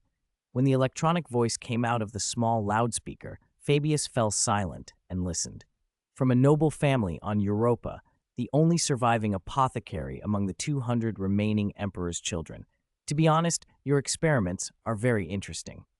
"Who are you?" Fabius asked, wariness sharpening his features. He looked at Angron on the deck. That voice was not Angron's.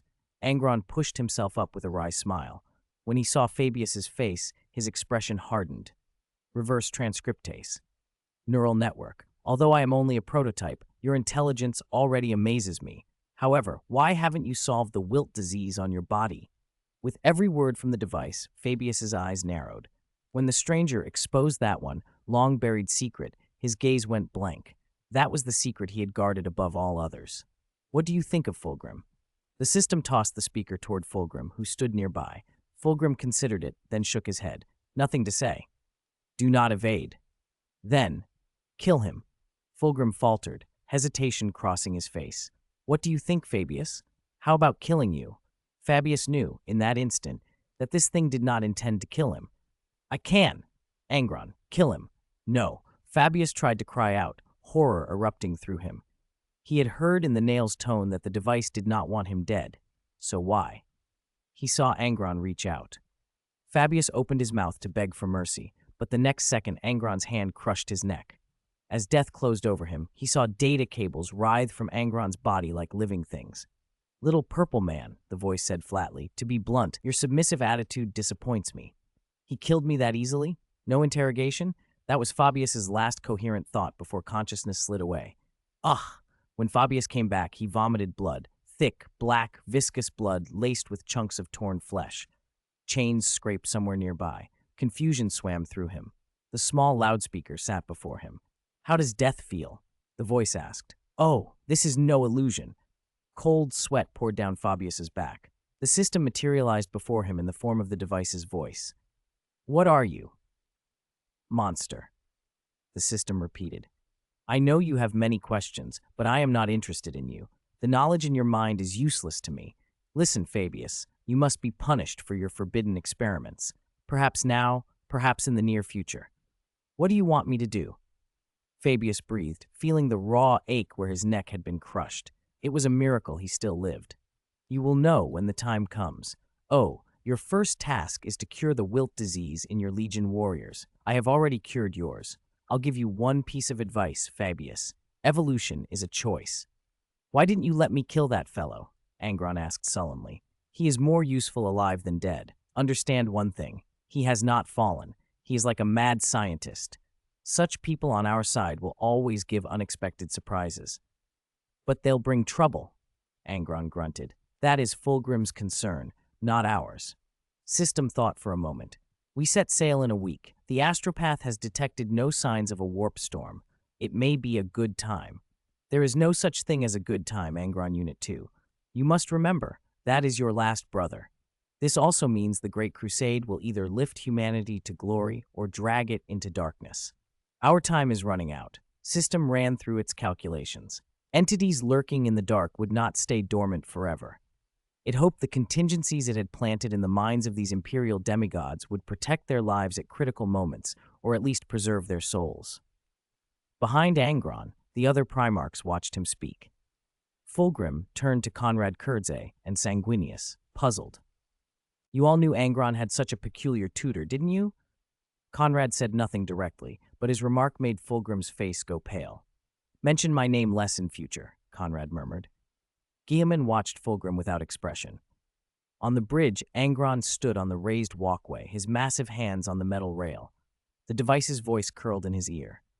See this fleet? A massive armada, a fleck upon the warp. Any moment the tide could snuff it. Angron, why do you think the Emperor called 6 Primarchs to that place? I don't know, Angron said. That man, the Emperor, is often cryptic. That's your father. Show him some respect. Angron clicked his tongue and tilted his head. Fine. My father, he said, grudging. Co-Lord, Captain Lotala Sarin cried suddenly, and Angron turned to her. Ashurith is wrong. Ashurith was the Redemption's navigator. Without another thought, Angron vaulted over the rail and landed on the deck like a thrown boulder. He strode toward the navigator, feeling the animal terror bubbling in Ashurith's mind. Link him. Something is invading his thoughts. System detected a corruption in the navigator's mind, but before it could throw a data tendril, the horror manifested. Ashurith's head exploded with a wet, grotesque pop. Blood spattered on the barrier around Angron, hissing where it hit metal. Captain Lotala Sarin, follow the fleet ahead. The system barked. Sound the general alarm throughout the ship. They've made their move. Wait for me. The Emperor's psychic voice roared suddenly through the squad's minds, cutting the system's control.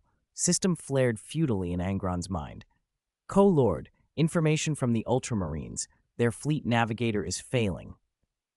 Night Lords, Emperor's Children too. Damn it, the Death Guard and Emperor's Children fleets are exiting the warp lane. Captain Lotala Saren cursed, fingers flying as she struggled to stabilize the Redemption. Signals in the warp were tearing. When the Warhounds reported problems too, System realized with cold clarity the scale of the attack. If all 6 fleets were being assaulted, their enemies had begun their move. If the gods hadn't made their move, System thought, it would have torn the Emperor apart for withholding such a matter. No wonder the Emperor had been so insistent about Lycius, the world that would become the Redemption Station. He hadn't told them because he had reasons of his own. The system would remember that. The Adamant and most of the Death Guard ships have left the warp lane, reports flashed in. Most of the Ultramarines and Emperor's Children fleets have also come out. Co-Lord, the system's voice reverberated through the ship. Captain Lotala Saren fell silent, then set her bridge crew to work with grim efficiency, stabilizing systems as best they could. The warp signals were rotten and unstable. System's first act was to send Mago and the designated ships clear of the warp lane while it tried to wrest control of the falling fleet. Angron narrowed his eyes and felt the hatred pressing at them like a physical thing. "Get Varys over here," he roared. When Varys arrived on the bridge, Angron's command cut off as alarms screamed and the bridge filled with a cold, crawling dread.